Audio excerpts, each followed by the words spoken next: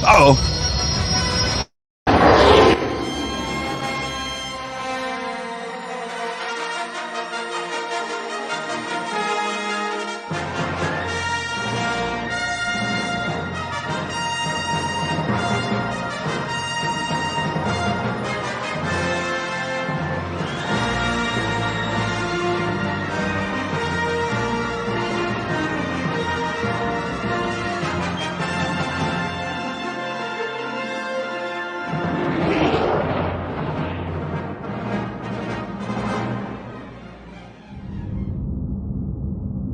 We'll be arriving at the academy in just a few minutes.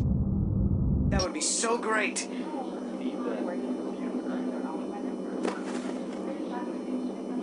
Aren't you excited? We're going to be Jedi! Learning the ways of the Force, building a lightsaber.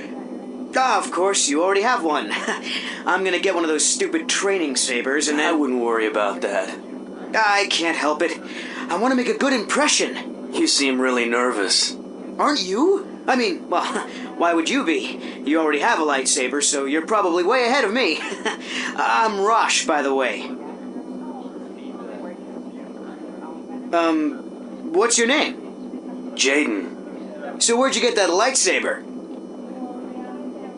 Why don't you tell me? What was that? Jaden, hey! I'm stuck! Can you help? Hold on, Rosh. I'm on my way. Maybe you can use your lightsaber to cut those trees down and make a bridge. Well, why don't you? Bite my head off, why don't you? Whoa! Howlers!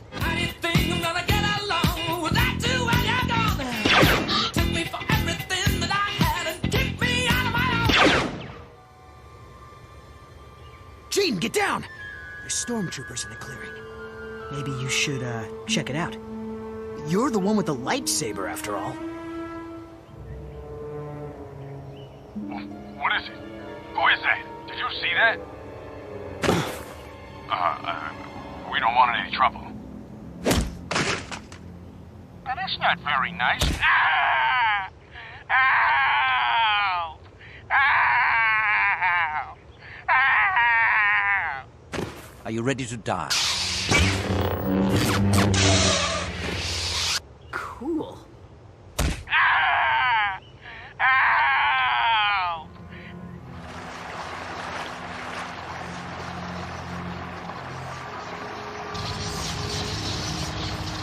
Stop. What are you doing? I cannot discuss that. You're not supposed to be here. What do we have here? A grenade with your name on it, Jedi. Jedi? Oh, me. Me? A Jedi? No, I'm... Stop the Jedi! Retreat! I'd like to welcome all our new students to the Jedi Academy. Here we will train you in the ways of the Force. You will learn to defend yourself with a lightsaber. You will also study diplomacy, history, and more. Popular class, huh? All right. This is one of the many training grounds here at the Academy. I'm going to put you two in separate courses. When you're ready, Jaden, go through that door. Rosh, follow me. Let's get started. In the next area, you'll find some training remotes. These will help you learn how to handle a lightsaber. Ready? Ready? Here come the remotes.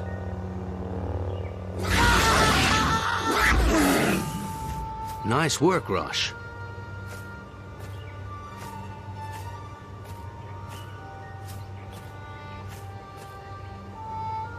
Hey, Jaden, this should keep you busy till I finish the course.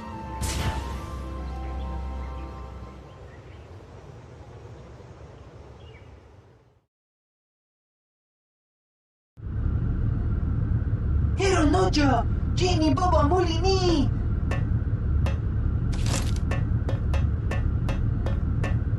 Lurko Bocino, Suepiguma Sechara. Sochirona ba. Runpado Navaki Ratatota. Terando Noshni Tokarancha. Don Tataso, Ranche Banku.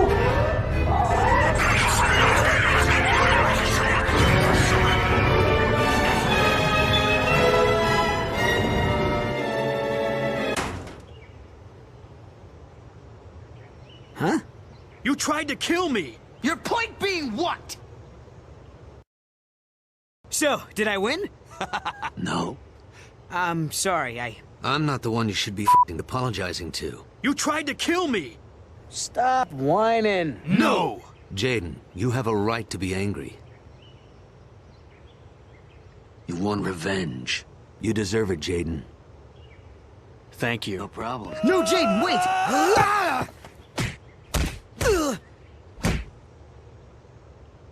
Apology accepted, Rosh. Good, that's settled. And remember, it's Jaden. I mean, Kyle. Call me Kyle. Sure thing, Kyle. Okay. You're both ready to start putting what you've learned to use. Let's see how you do in the real... What the... Are you here? Stupid shit. Kyle, I did some research on that strange mark from the clothing we found at the temple. It's not good. Why?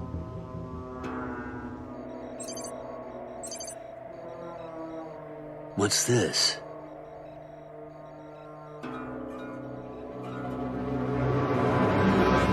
What? I've got a bad feeling about this. Listen, stay here and guard the entrance to the docking bay. If anyone tries to enter or leave, detain them. I'll head over to the Crate Cantina and ask around. I know some people there.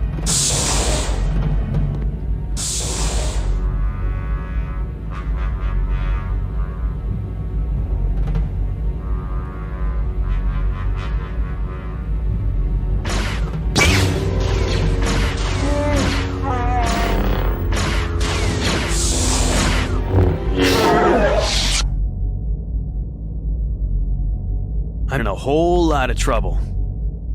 Ever wonder if your master is holding you back? You know, making sure you don't become too powerful? Head over to the cantina and ask around. All right.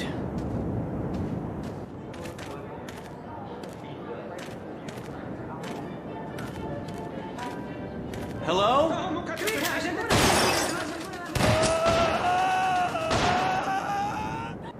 This is not the droid we're looking for.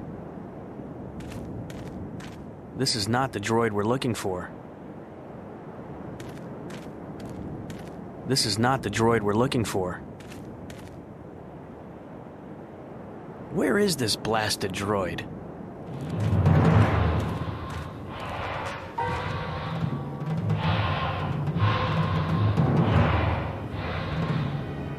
Well, you're not an R5 unit. I was starting to get worried, and he I brought want to it... get off this crazy rock. Right.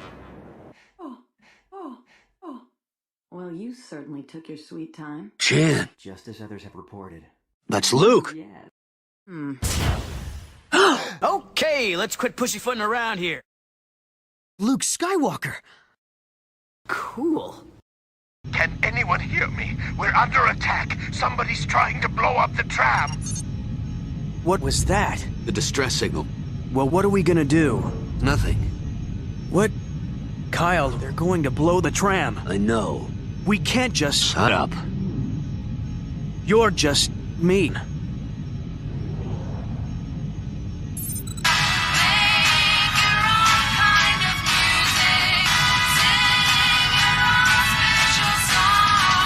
Someone sliced into my personal records and accessed some highly sensitive data about places where I felt a strong connection to the Force.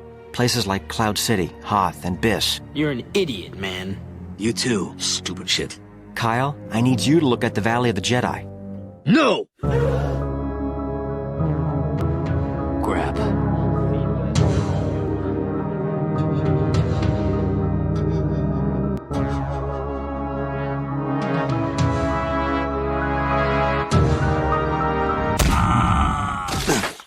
Okay.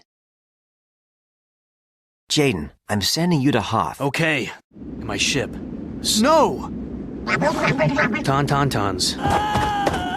It's the Empire. Echo Base. We've just finished downloading the data. Tauntauns. I'd better find this Allura. We'll meet again. Well, I can't wait. Did you find anything on Hoth?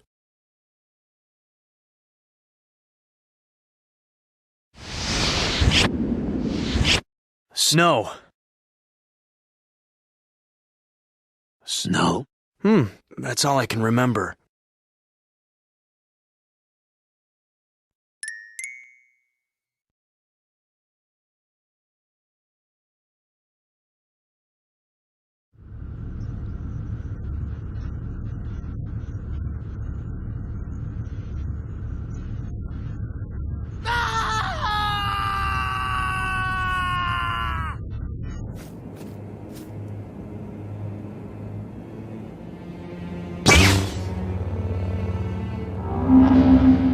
Drop your laser sword, Jedi, and maybe we'll spare your life.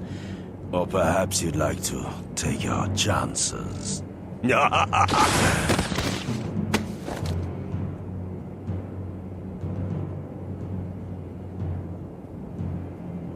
You are a formidable opponent.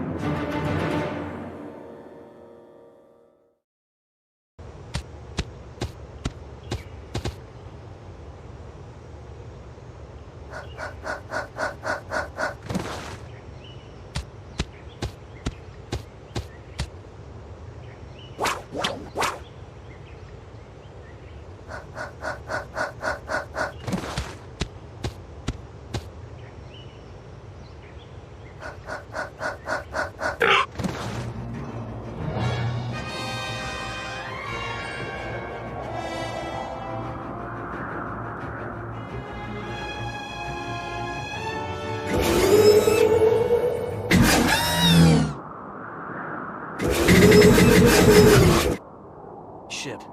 Kyle, Jaden, you'll be going to Vajun. No! Grab.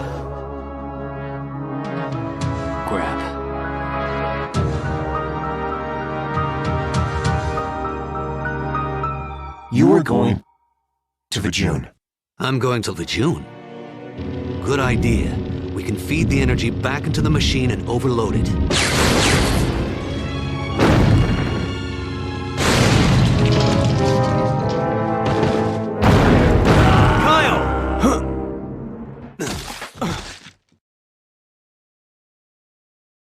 This feels right. Yeah.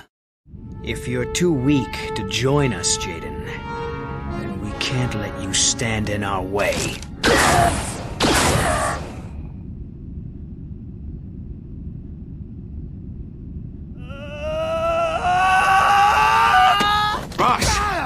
Jaden, don't. That's nasty.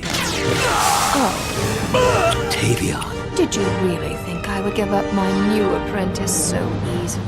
Should have killed me when you had the chance, Katarn. Your pathetic Jedi mercy is a weakness that shall cost you your life. So, is this what it's come to, Tavion? Stealing scraps of the Force like some sort of something? Spare me your self-righteous pity, Katarn! You may have shamed me when you spared my life, but that was before I found this. What? The question why comes to mind. You are pathetic. Flattering. They got away.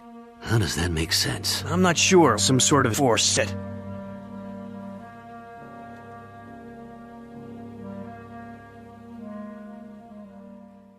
What the? No way! I'm out of here.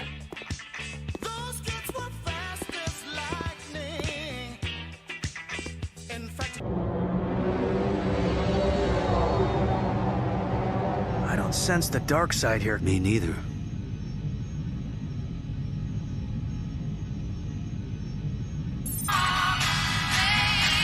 No. Imperial Dreadnought approaching. Imperial Dreadnought approaching. Imperial Dreadnought approaching. Kyle, I know. We've got to Imperial Dreadnought approaching. get out of here. Imperial Dreadnought approaching. No! Sorry. Jesus. Oh, shit. An Imperial Dreadnought. I'm gonna get us out of here. They've got a tractor beam on us. I can't break free.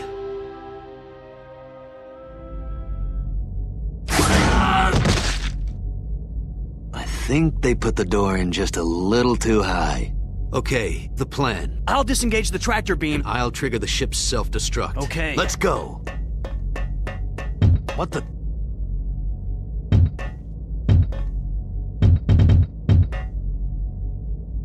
What kind of technology is this?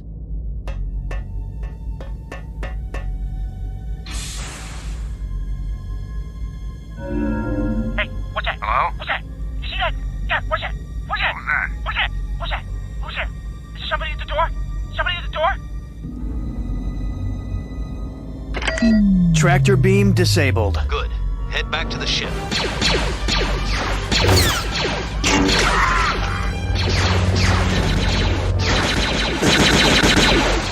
Let's get out of here. Wait here.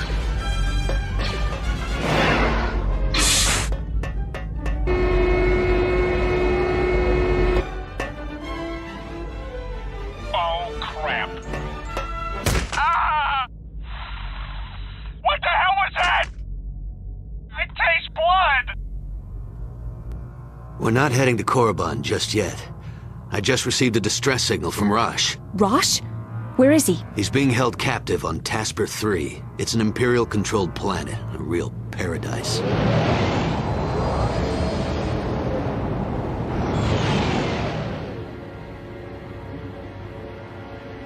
I'll go in the back way. If we enter from both sides, we're bound to find him. All right.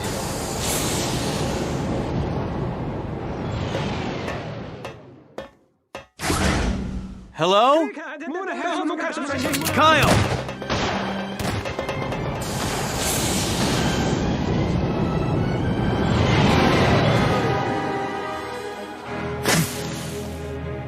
Who are you? What's that? You can't hide forever.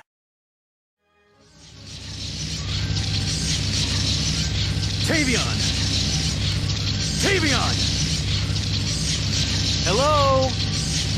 Fine. Ah, Jaden, Kyle's good student. Are you here to witness the resurrection? Perhaps not. Huh? It's over. All right, very good. All right. More than we could have ever hoped. I'm proud of you, Jaden.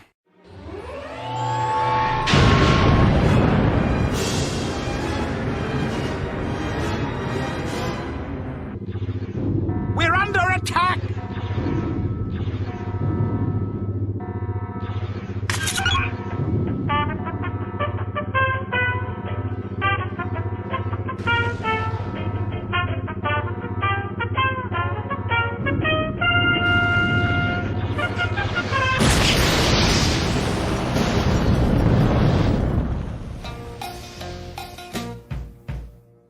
Jaden, you've resisted the dark side and saved another Jedi from certain death. You will be a valuable member of the Jedi. You killed Chewie. Why, Jaden? Kyle and I have sensed great anger in you, Jaden. We need to beat you up.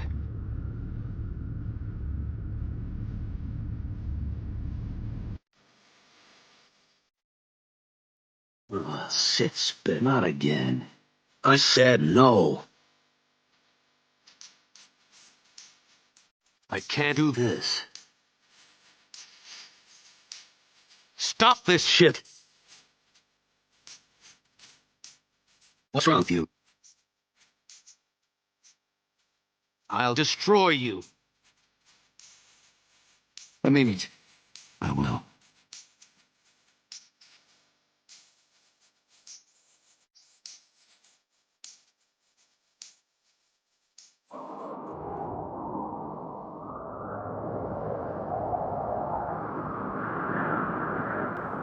What?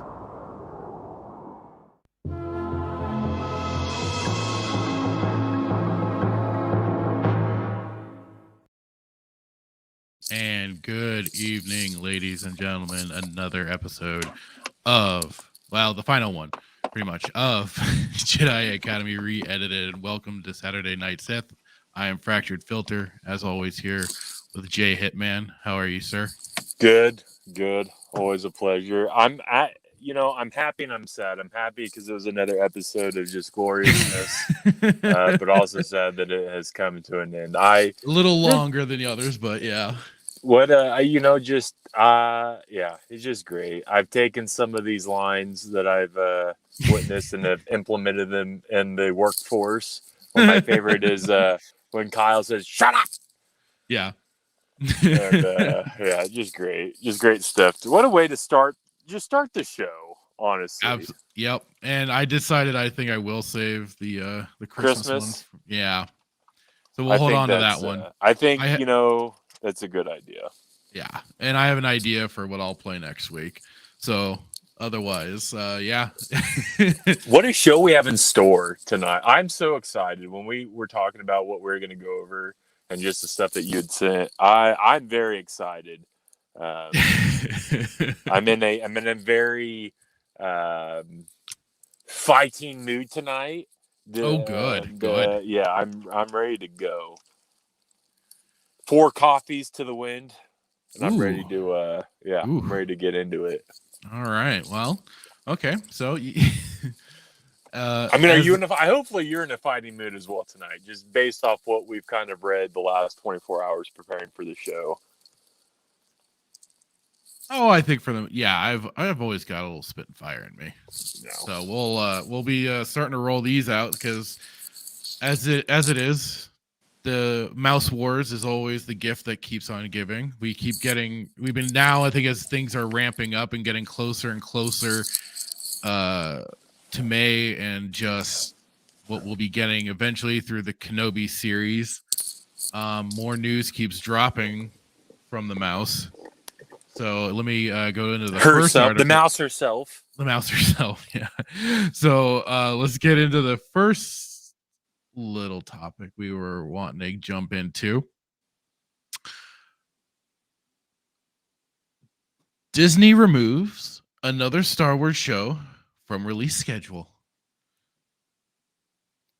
You'd think with as supposedly hot as things are running for them, they got their Galactic Star Cruiser and all that.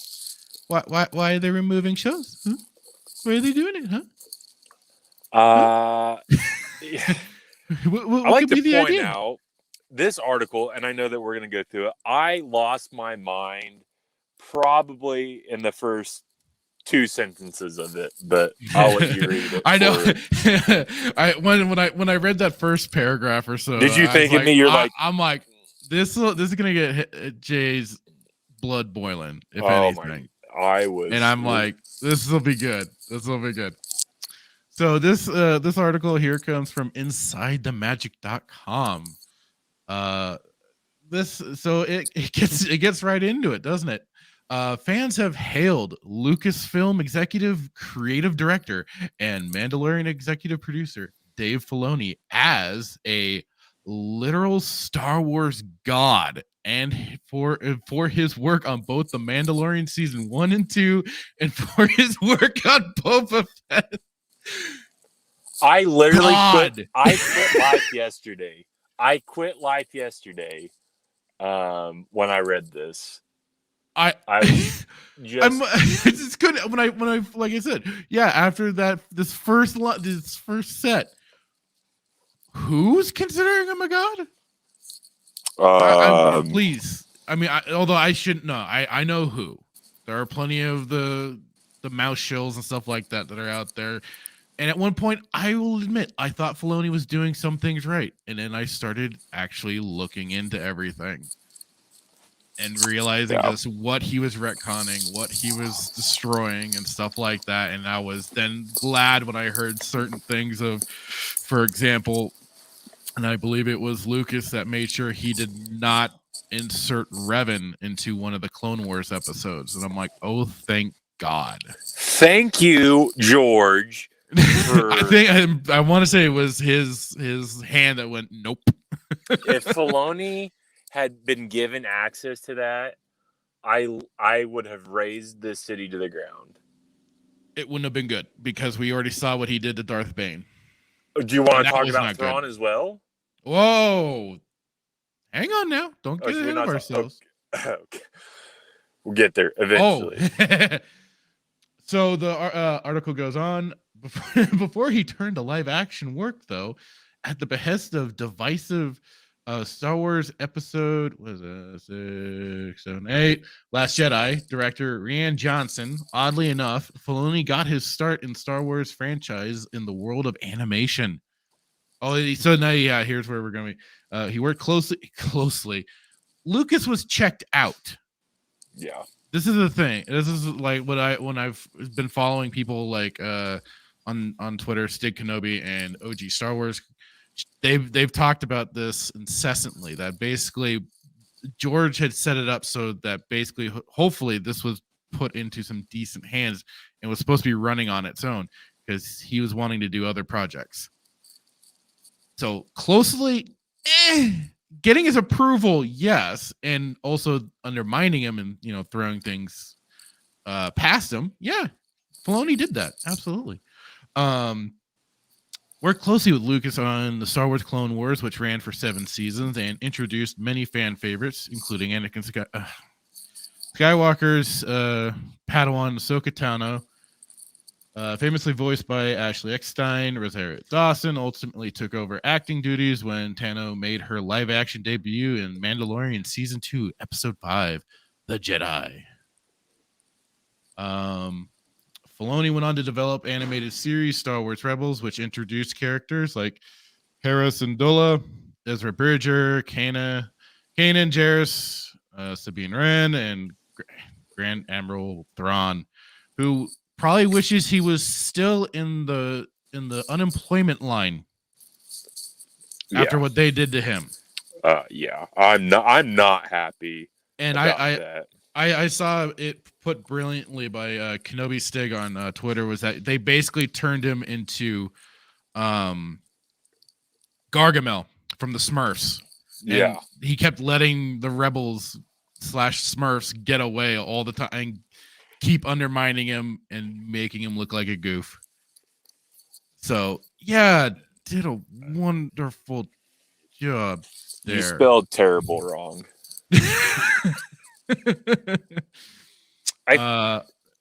Sorry, go ahead. Well, I think what pisses me off the most is, and again, everybody's a critic. Everybody will say, "Yeah, man, you biased, breakfast, you biased." No, like when you read the books, did you ever read the Thrawn books? Did you get me into Thrawn? Did you tell me about the Thrawn books? I told you about the Thrawn books. You told me about the Thrawn books, so I read them. I bought 1, 2, and 3. Read them. They are one of the most probably prized possessions. Well, I won't say prized possessions, but probably prized. Well, you know what? Yeah, prized possessions, like books that I have in my collection. Thrawn is a literal genius. So, despite there not being a lot of Jedi fighting in those books, I mean, there is some, and there is some. Just the sheer genius, like, of Thrawn. Like, again, he's no Sheev. I love my boy Sheev. I always back my boy. Everybody Sheev. will love Sheev. Oh, Sheev, we need you so much. But he's just a genius, and like, talk about Disneyfication and just they toned him down. They toned him down severely from what he was supposed to be. Did you watch Rebels? I did. I remember bits and pieces of it, but like so many of these projects, it's kind of like it doesn't stick around in my memory. It gets very quickly kicked out for either something more important or I just kind of forget about it in general. Right. Because and I remember that was just like when I think I was just kind of watching that last season just to kind of be like, okay, I've already watched the other seasons. Let's just see where they go with this, see what happens. And I mean, like they turned Admiral Palion to a basically silent character. He is replaced by the chick with the bowl cut. He had even though he throughout the books, he was Thrawn's right-hand man. Right-hand pal, yes, of course. And he was picking up and learning a lot and everything. And it was again in there was an importance for bringing in like the Nogri that was not only Thrawn's bodyguard but also just, what play I don't want to spoil it, those books, because for anybody out there, go and read them. They're fantastic. But I mean, they play their own significant importance when encountering some of our main cast. And then this is, of course, another. It's like one of the, I think was the place where we got Mara Jade introduced. Yeah, I believe is it her. The first or the set? Is it the second one? Might be the first book. I think Yeah, it's the first I want to say it was the first book. Yeah, Mara Jade. Yeah, Talon Card. To talk about playing hard to get, right? But yeah, So no, it was so yeah. I had watched Rebels and Space Aladdin defeating Thrawn with the space whales. I was just like, oh, you've got to be kidding me. So I want to ask this question. So you're watching Rebels and then obviously reading the books. Can you even compare the two? Did they how far did they miss the mark?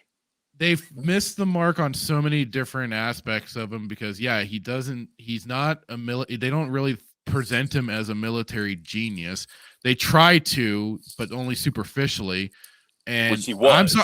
I'm sorry. This will be always my biggest pet peeve. They screwed up his design. The original Chiss design to me was the chef's kiss. Perfect. You didn't need to mess with it.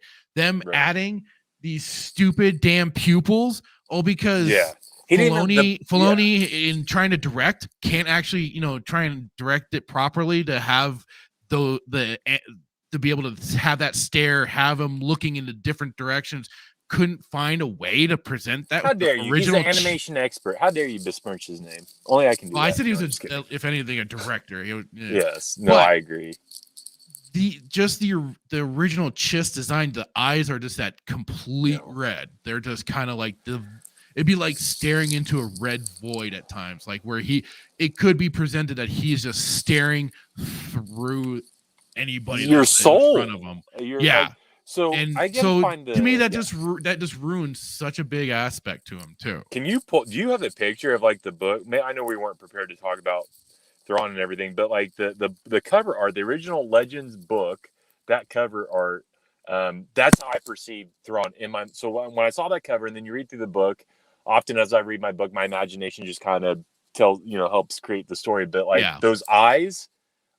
I think to your point, like played a big part of like his character. Like I just imagine him like talking to Pelion about whatever, like just multiple things and just like being able to stare through. There was like a cadet or there's some guy that messed up right in the first book. And I just vision just Thrawn just staring this private guy, this private or whatever his title was, just through his soul and just destroying him. Just because he commanded that fear. Right, and it was so much fear, respect. I mean, he was an alien that made it in Palpatine's army to the highest ranks because of just what he brought to the table. In my humble opinion, I think he should have been Tarkin and not. I think Thrawn should have been Tarkin. That would have been interesting to have an early Thrawn. No, that I think that's just getting. These because there's a thing that was a great thing about Thrawn, right? He wasn't a Palpatine, he wasn't a Sith character or a Jedi character or anything like that. He was an alien with none of those sort of special powers, but he proved to be such a big threat against the galaxy, against the likes of Luke and them, because he had the tactics, he had the plans, he knew how to nullify certain things and change the battlefield. Study culture, philosophy, like right. So yeah, they like it after going through that last season, they did him dirty. Yeah, they did him dirty, as they do everybody dirty. But like I said, it was definitely like Thrawn probably wishes he stayed in that old Outer Rim. He stayed, like I said, just stayed in the unemployment line. He did not come back. Just stay in the Outer Rim serving Jawa juice at your local. He did not get out of the Star Wars Legends void. They brought him in to Yeah. It's just a shame. Yeah, we could talk about it forever, but that's really what pissed. This was like number 2 thing that really just got my blood boiling. And this girl. Oh God, scroll past. Well, now so many of these characters are expected to appear alongside Dawson in the upcoming Mandalorian spinoff Ahsoka, which will serve as sort of a live action Rebels sequel. While Bridger and Ren have been replaced with Aladdin star. I saw that. They made him literal space. They're gonna make him literal space Aladdin. That's freaking great. Masad or whatever his name is. Mina Mossad. Yeah. Masood? I don't know. And Natasha Liu Bordizzo, respectively. Mickelson is reportedly returning as Thrawn. They can't even get good actors, so they have to literally dive into the Disney bucket. Well, this is a funny thing. I could have sworn the actor for Ezra at least looked kind of like the character. I don't know why not just use him as the live action. I mean, that just seems. But then, I mean, a lot of people I think were saying that too about Ahsoka. Why not just use the voice actors, because she could have done it too. Done a better job than. And at least then you would have that again. You would have had some consistency with your characters. At least you're not just suddenly changing up voices and stuff like that. It's like Disney consistent. What? I know. Crazy, right? Okay, so yeah, I just kind of. Yeah, then Bo-Katan. You know how I feel about that whole Bo-Katan and Darksaber. Voice actress Katie Sackhoff also reprised her Clone Wars and Rebels role as Bo-Katan in The Mandalorian, so there is precedent for this. She should have been much, much older. Yeah. Maybe Mandalorians don't age like normal humans, even though they're humans. There aren't genetic Mandalorians like it is. It's a culture of them. No, yeah. Oh wait, sorry. No, Yeah. Filoni changed that. My bad. Yeah. Filoni changed all that. You remember they sat down with Karen and Travis and discussed all this. Yeah, after she gave him the finger and left. That's actually more respectful thing than what I think she actually did. But I wouldn't be surprised, right? Going on in the midst of expanding the Mando. So this is what they're trying to do. They're trying to expand the Mandalorian little bubble so much because they've gotten. It was the one show that came along that was at least not terrible. It has the whole the perception of it just being very okay. You know? Yeah. Well, we haven't even talked about Bad Batch yet. Oh boy, I know. I haven't even. Well, okay. So the Mandoverse, alongside creator Jon Favreau, Filoni found the time to develop another animated show, Star Wars: The Bad Batch. I have not watched The Bad Batch yet. I figure probably after Obi-Wan, Kenobi, or whatever the hell this Ahsoka show is supposed to hit. Probably we'll fit it in after we're done with Mandalorian, and then probably going. I don't know if Mando's gonna run into us with us doing Kenobi or what, but anyway, I don't know. If we even survive this, man, like I've heard, and we can chat more about it later in the show, but I've heard so much stuff about like what they're doing with Kenobi. Like, I don't have a good feeling. Well, it was funny as hell because I mean, I heard with the Bad Batch, they retconned Kanan's own origin for getting with the whole Order 66. They changed his story on that. Yeah. In the show versus what they had already presented for him in the comics and whatnot. I'm like, guys, again, I thought this was supposed to be you having your lore, your consistent storylines that supposedly the EU didn't have. Yeah. What the hell? that I kind of had fun when I threw that back a little bit at a mutual coworker of ours. Oh, I think I know who you're talking about. Yeah. Okay. because he made that point to me about, getting rid of the legends and stuff, or having it as legends means they can concentrate on their own lore. And then Rise of Skywalker came out, and look how they just completely contradicted all their own shit again. I wish I was there for that conversation. I would have come So out do like I. a ton of bricks. Yeah. Okay, anyway, Clone Wars spinoff followed the adventures of Clone Force 99, Hunter, Wrecker, Echo, Tech, and Crosshair. The special ops unit of quote-unquote defective clones were engineered on Kamino with enhanced abilities. When the Bad Batch picks up, Emperor Palpatine, good old Sheev, has just executed Order 66, and the team whose inhibitor chips are not activated, with the notable exception of Crosshair, watch in horror as their fellow clone troopers begin ruthlessly killing the Jedi generals they have faithfully served for years.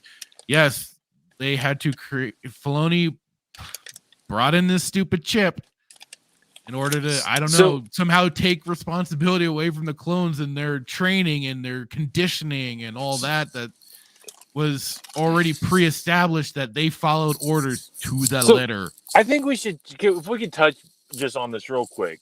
Yeah. So the inhibitor chip was never canon. It was never it was never EU. Filoni brought that in the Clone Wars.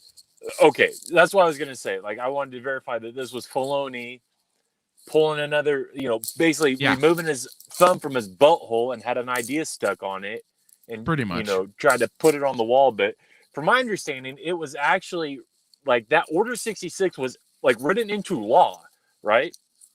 It was written in as part of their direct orders, that if it was ever there was like a list of different orders that were given, right? That if it ever, if any certain emergency powers were needed, right, they would get these orders, and well, and to even go further, wasn't there also a law that countered 66 that Palpatine, Sheev, homeboy, being so smart, knew that the Jedi would never, like, basically he did it first before they even had a chance to kind of counter. That's kind of what the research I was doing. But yeah, like, this inhibitor chip is stupid. It is entirely stupid, and they touched on this, I think, in the actual Clone Wars. So they touched on it in the Bad Batch, because I've watched the Bad Batch.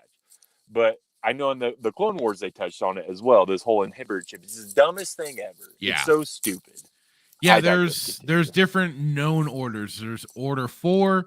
In the event of the Supreme Commander or Chancellor being incapacitated, overall GAR command shall fall to the Vice Chair of the Senate until a successor is appointed or alternative authority identified as outlined in Section 6. Order 5. In the event of the Supreme Commander being declared unfit to issue orders as defined in Section 6, the Chief of the Defense Staff shall assume GAR Grand Army of the Republic command and form a strategic cell of senior officers until a successor is appointed or alternative authority. Let's see. I'm trying to see if there's. I don't see an alternative to 66. I thought, or I could be wrong. I thought I read somewhere that there was basically it was like a counter to 66. At least not that I'm seeing immediately. So I'll have to pull it up. I have it on my. I pull it up and send it to you, I think. Anyway, so then throughout the course of the first season of the Clone Force 99 joins forces with female clone Omega. Can't be a clone if it's female. If it's supposed to be a clone of Jango Fett, then it's not actually a clone. Listen, it's more of a maybe genetic. She's identifying as. You listen. Maybe that's a thing. You don't know. Stupid. If I could, I know you're being ironic and whatnot, but if I could reach through the screen and smack you, I would. I could just see your facial expression that you're making right now. And, I'm just shaking my head, brother. Oh God, I know. Who they eventually discover is older than them. Yeah. Really? Yeah. What? Yeah. You didn't know that? She's older than them. I haven't watched the show. Yeah. She also happens to be 12 years Boba old. Fett's sister, a storyline that will undoubtedly be explored in season 2 of the series. So You read the I mean, books. Does Boba Fett have a sister? No, I'm not there yet in the books. I've not come across it yet. Just Boba. Listen, Just apparently Boba. Filoni says she does. But that was the thing. Boba And he's was been deemed a Star Wars god. Unaltered clone. That was the whole. I mean, he was still a copy of Jango Fett.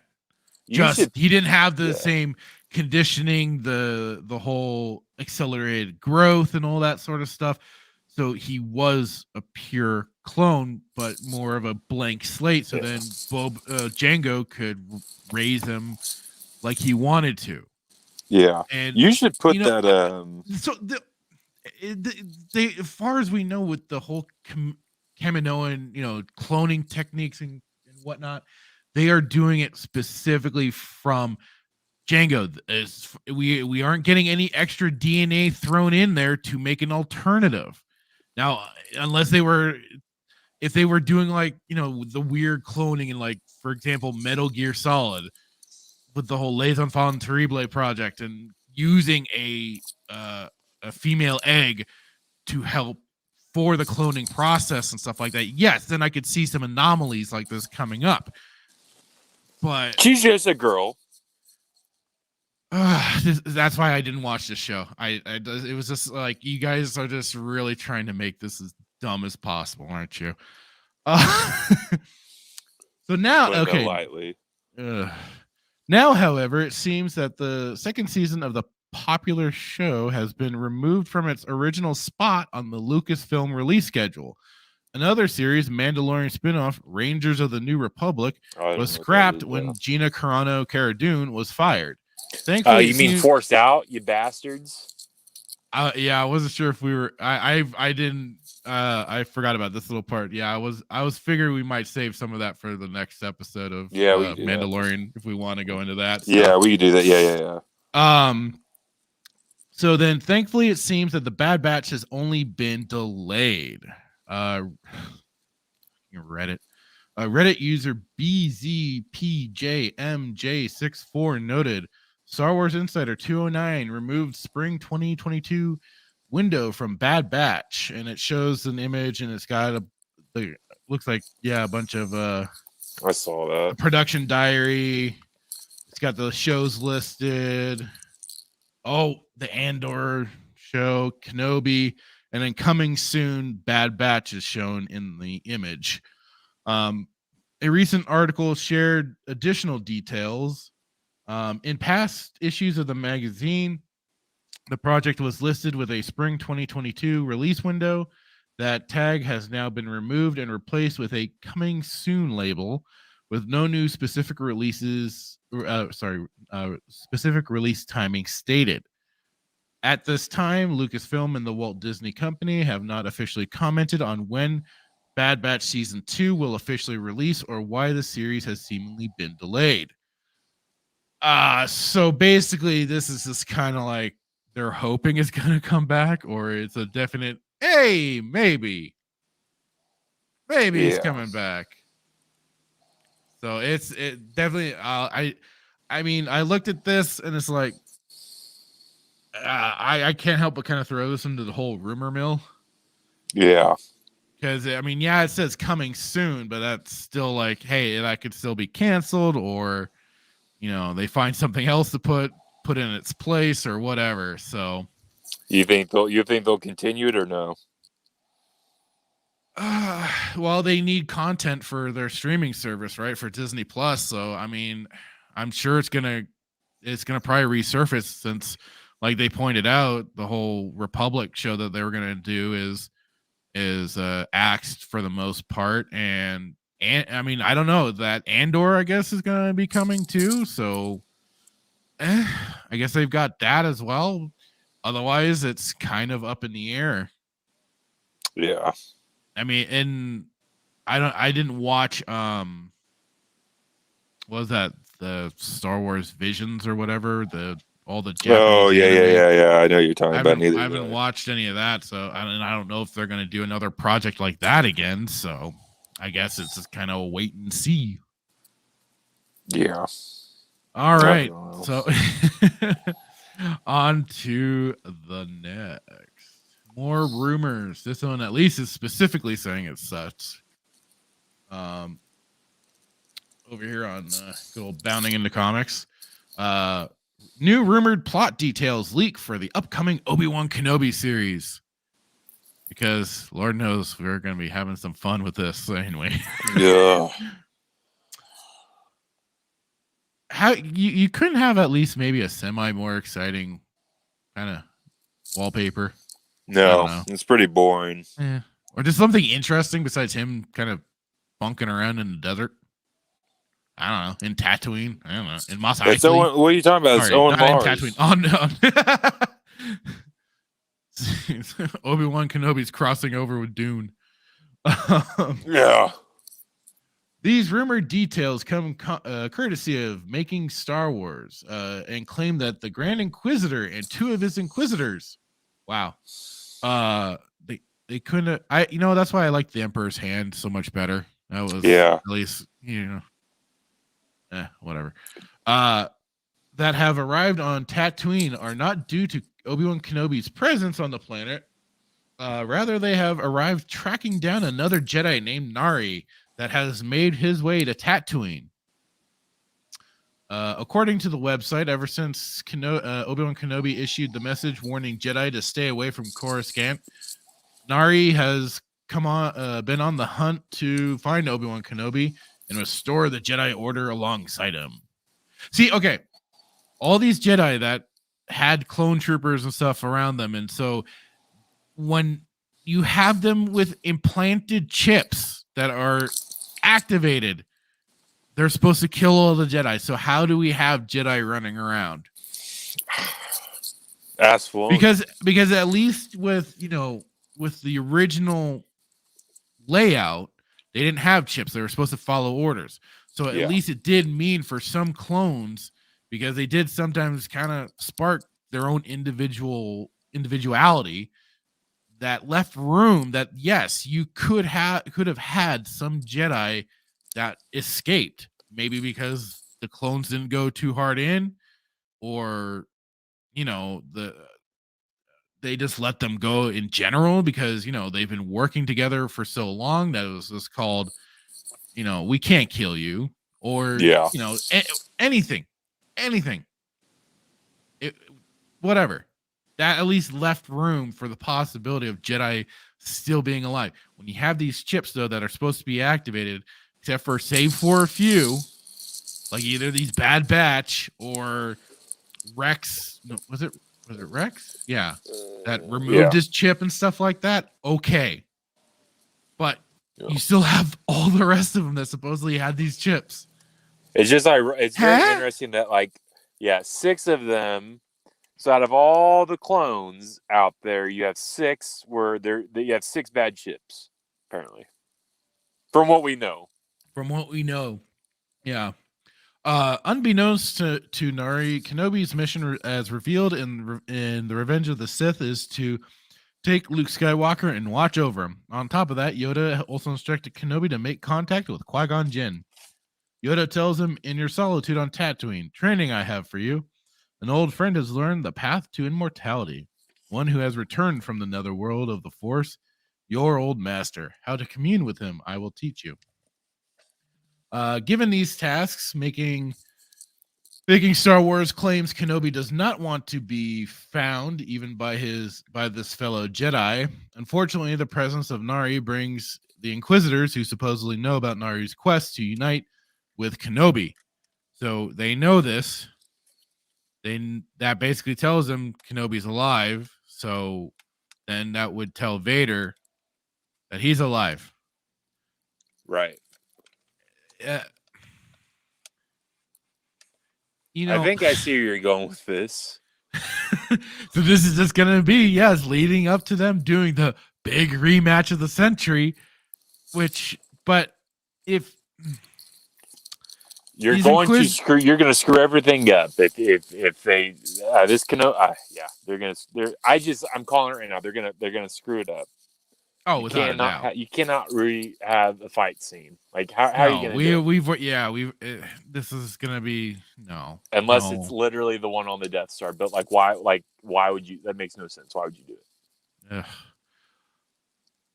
Okay. I just had a thought. You know why they're going to do it? How? They're going to try to retcon 1 through 6. I've always wondered. I'm just kind of like mulling that one over and like, I mean, they've already been. That's my stuff. Fear. They've been retconning so much lore and stuff. This is their last PSA to Resistance. They're gonna retcon 1 through 6 and just make Lucas a memory. I kept thinking that they were. I remember thinking early on that that they were going to redo the at least the original trilogy. I could have sworn that they were going to do that at some point, and I remember that was like an old rumor mill that was floating around because they were supposedly hiring actors that looked like younger versions of Hamill, Carrie Fisher, and honestly, do you think I'm crazy? Like I'm not saying this to get you're not. No, absolutely not. I find that well within their I find that within the realms of possibility that would be something they would actively try to do, because Disney always goes through what they can to make whatever they're pumping out basically something they own, so they can continue with the licensing and whatever, and they have complete and total ownership. They don't owe money to anybody. So it would not surprise me that they would do something like that. I mean, it's a pretty scary thought if you think about it. Like, listen, in my mind, I don't think they would. Like, I don't think they would, but I don't put it past them, because look at everything that they're. This is a slow burn. They are methodically, like, they're not stupid. I think they're stupid. They're stupid in the way they approach this stuff. Yeah. They're stupid. They don't have a plan. They have an idea, and their stupidity is somehow like kind of working out. I think that they're slowly, methodically trying to reprogram this new generation and pump out this new story. And I think that they're trying to slowly. You can't retcon everything at once. You can't do it. It's not allowed, and it's not going to be allowed, right? But if you can. Sorry. Yeah, go ahead. No, go ahead. I'm curious. No, I was just going to kind of make the extra point too that, this is why it does become very, very important that anybody else, and then, anybody listening, it's like, the idea to hold on to your physical media, because that's going to be the only original hard copy. Yeah, you can try and find things on the seas of the internet, but even those will only exist for so long, right? Because at any time could they probably try and shut all that down, lock it all up, and make it so you couldn't find any of those digital copies or anything like that of the original trilogy in its original format, or without Lucas's change of his mind for the different scenes and stuff like that. That's why, I've definitely come more and more around for wanting the idea of having a little more physical media, so I have physical backup. Right. Well, this is what scares me, and I don't mean this to be disrespectful, but so we lost Carrie Fisher, right? Now, whether or not Carrie Fisher would have been vocal in what Disney is doing now, don't know. Yeah, she was in Force Awakens, all this stuff and whatnot, right? Billy D. Williams, he was in the new one, right? As not even really a cameo, but he played a very small role, right? Harrison Ford from the get-go years ago didn't want, he wanted to die off, and I think there's an interview up there that he wanted to die off in Empire Strikes Back. Right, yeah. So he wanted to do Indiana Jones. Yeah, right? that has been around it for. He basically wanted, if not to die in Empire Strikes Back, but when he got out of the carbonite freezing, that he would have died there too. Yeah. So he's been wanting to kill off Han for the longest dang time. But I mean, there was that article a little while ago. It was Lucas's first wife that came out, who she was the one that was there for all those projects. I forget her name at the moment, but I mean, she was saying how she was even taking shots at Disney, right? And what they had done to Han and killing him off, and how that was just no. Yeah. So yeah, Man, sadly, I mean, the only one has taken some kind of light shots. It's like Hamill. Was Hamill, right? And he kind of did it in a way that wouldn't maybe not totally get himself into complete trouble, but I mean, he still took enough. A shot. Like you read. Yeah, he still took his shots, especially when you saw all the Last Jedi stuff. Oh. Right. So I guess the point I'm trying to make is, so it's like we have, Carrie Fisher's gone, Billy D. Williams, probably needed a role, so he's doing it. Harrison Ford's probably not going to say anything. Mark Hamill's taking shot. Mark Hamill, I think I love Mark Hamill to death, and it's not because I'm a DC guy and he was my favorite Joker, but he can take shots at people without them knowing that he's taking shots, if that makes sense. See, that's how good he is. So he's taking shots at them. And then you have George Lucas. So my fear is once everybody, and then we've lost David Prowse. Is that David Prowse who played Vader? Well, he did is that right? He did he was actually the suit the character, body, right? Yeah. Haven't heard of and then Earl Jones. What's fun? Yeah, James Earl Jones. I mean, we haven't heard anything. We haven't heard anything from him, and they've snubbed him. Like they've done their whole wishing happy birthdays and stuff like that to so many of the other cast members, and it's like they've passed him up. So all these characters. My guess where I'm going with this is eventually we're gonna lose all the original cast members. At some point. And George Lucas, I mean, he's been vocal somewhat, but my fear is that once everybody's gone, then who do you have to now you can start really retconning stuff. Yeah, they can't do it now because there's still people I think like Hamill would stand up for, but once Hamill's been the most vocal in my opinion. Like what's going to happen? That's my fear. That's why they've been making so many of these changes too, is to also get rid of the original fan base that would know all of this, but drive us away so then they can focus on the teens and the younger generation. The ones that don't know any better. The guys are like, get him, Ray, use your lightsaber. So it's going to be a sad day, but I think this is why I love doing this show. Not only, that you and I can continue to talk about what we love, but we can also stand up. And I think that's what's needed right now. Yeah, that's definitely, like, I understand some people that do get very, apathetic and just want to be like, you know what, I'm just completely done with Star Wars. I'm walking away from it. Yeah. There's nothing about. But the only thing I definitely disagree with though is like when they're like, oh, it's ruined my ability to watch the prequels and the original original trilogy, and I'm like, dudes, you can easily just at least I put it out of my mind. Yeah, sometimes it might creep in, but it's like I'm not gonna allow the mouse to ruin my enjoyment of those movies and stuff like that. I'm not gonna.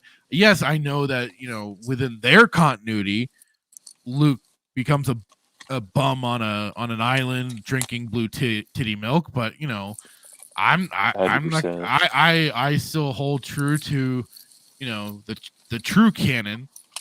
I love who pre-established before the mouse took over, before Filoni started his bullshit. No, we had a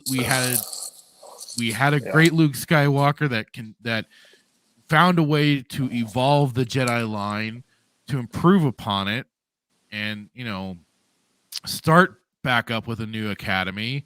And not become a failure of any kind. He wasn't. He still stumbled along the way. He wasn't perfect at it. He was learning at what he was trying to do, but he kept enduring, kept doing it, and he was still the character that we knew and loved from the movies. Well, even look at even Kyle Katarn, which I know he's your favorite, but he's one of your favorite guys. But he's also like I enjoy those games too. So.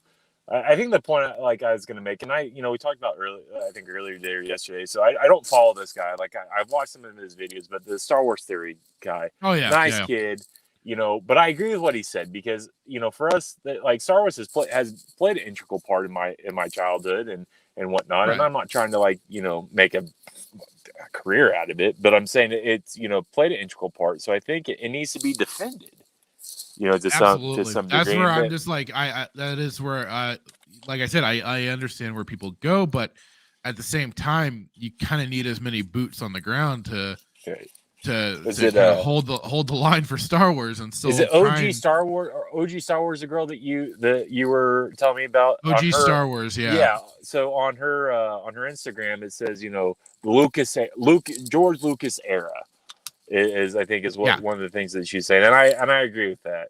But then the people out there are like, well, George Lucas isn't just exclusively Star Wars. I'm like, what? You want to try that again? What did you just say? Like,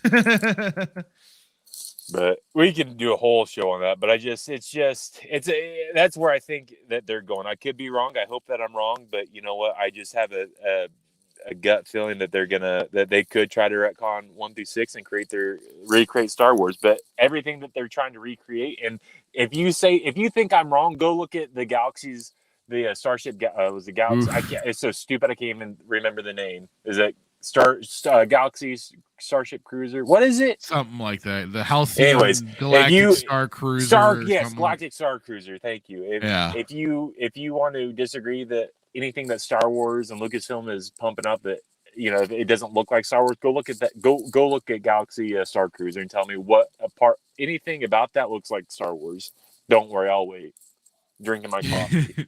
No, it was funny. It was kind of funny too because a video popped up from Star Wars Theory, and I kind of took a look at it because he was kind of reacting to some of the influencers that were at the Star Wars Galactic Star Cruiser. Oh, I didn't see this. And he was like I said, he's trying. From what I've noticed of the guy, he's trying to stay positive about a lot of things, but like the look on his face alone was just kind of like there was no enthusiasm. He was just kind of trying to go, "Oh, that's kind of cool, I guess." Well, maybe he only has 3 million subscribers. Maybe he has to remain positive. Yeah, no. I mean, I do like him to your point. I think he is positive, but anybody who toes the mouse's line, like I'm skeptical. Yeah, and as it can be. So anyway, back to what were we going with this? I'm sorry. We just kind of got onto a tangent. It's fine. I think it's important to touch on it. Oh, absolutely. So where was I? Don't retcon 1 through 6. Basically, what we're saying. Yeah, that was kind of where we got into it because it was this whole. You think the Galactic Civil War was bad? Just wait. Yeah. One of the Inquisitors, Reva McEntire? Yeah. Upon arriving on Tatooine, believes she senses Kenobi on the planet, but the Grand Inquisitor dismisses it, believing there is no way Reva could sense Kenobi without him being able to as well.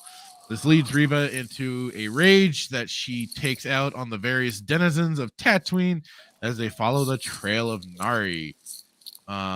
In one instance, Reva reportedly maims a number of individuals, and it is witnessed by Uncle Owen, who believes Kenobi is the cause of the Inquisitors, and their presence has put Luke in danger. This belief boils over when Kenobi attempts to make contact with Luke and provide him a gift. In a previous rumor surrounding the show, Making Star Wars claims the gift might be the T-16 toy Luke is seen playing with in the original Star Wars film. There it is. Yeah. I don't know. I mean, some of this sounds kind of plausible, and then some of it just kind of. What part of it do you think is plausible? Well, definitely, I would see where if there was any kind of disturbance on Tatooine of the nature of, like, you know, saber wielding, evil guys. Yeah, right. Uncle Owen already, because even it gets pretty established that Owen just doesn't like Ben, doesn't want him around because he's just trying to keep Luke on this path of, you know, a level of normalcy, at least for Tatooine, right? Yeah. So that's why this kind of gets the stories of weird Ben Kenobi out there in the Dune Sea and whatnot. And yeah. So yeah, I kind of just a crazy see where that was just the crazy old hermit. Yeah, he's just a crazy old hermit. I could kind of see that, and I could see where there might be moments here because I think it was in one of the books, Rise of Darth Vader or something like that. Rise of the Dark Lord. Yeah, I think that one was it. Because I think even in that, it has a moment where Obi-Wan tries to kind of make contact with a young Luke, but Ben's just not, or Owen's just not having it. Yeah, Owens was just not having it. He's like, get out, basically. This idea of Luke being in danger from the Inquisitors due to Kenobi's presence is the reason why he leaves Tatooine. That and Bail Organa asks him to leave to save Princess Leia. Yeah, that'll be fun, I bet. Making Star Wars explains by leaving the world, he is protecting young Skywalker. How? I was gonna ask you. Because I mean, part of him being there is training, watching over Luke from a distance in case of any of the locals. So this is my question, and I started reading the Kenobi book, and then I stopped because we were doing Book of Boba. I got all the Bounty Hunter books, but I did get to the part of the book where like Obi-Wan is talking about like how he can't be Obi-Wan anymore, and he puts his lightsaber away, and he takes up the mantle of this crazy old hermit. Maybe not crazy old hermit, but he takes up. You know what I mean? So like, how is this even possible? That sounds pretty good. Yeah, it sounds like you got pretty good into the book. Yeah, a couple chapters, but yeah. So I mean, if again the book is correct, like how does this make any sense?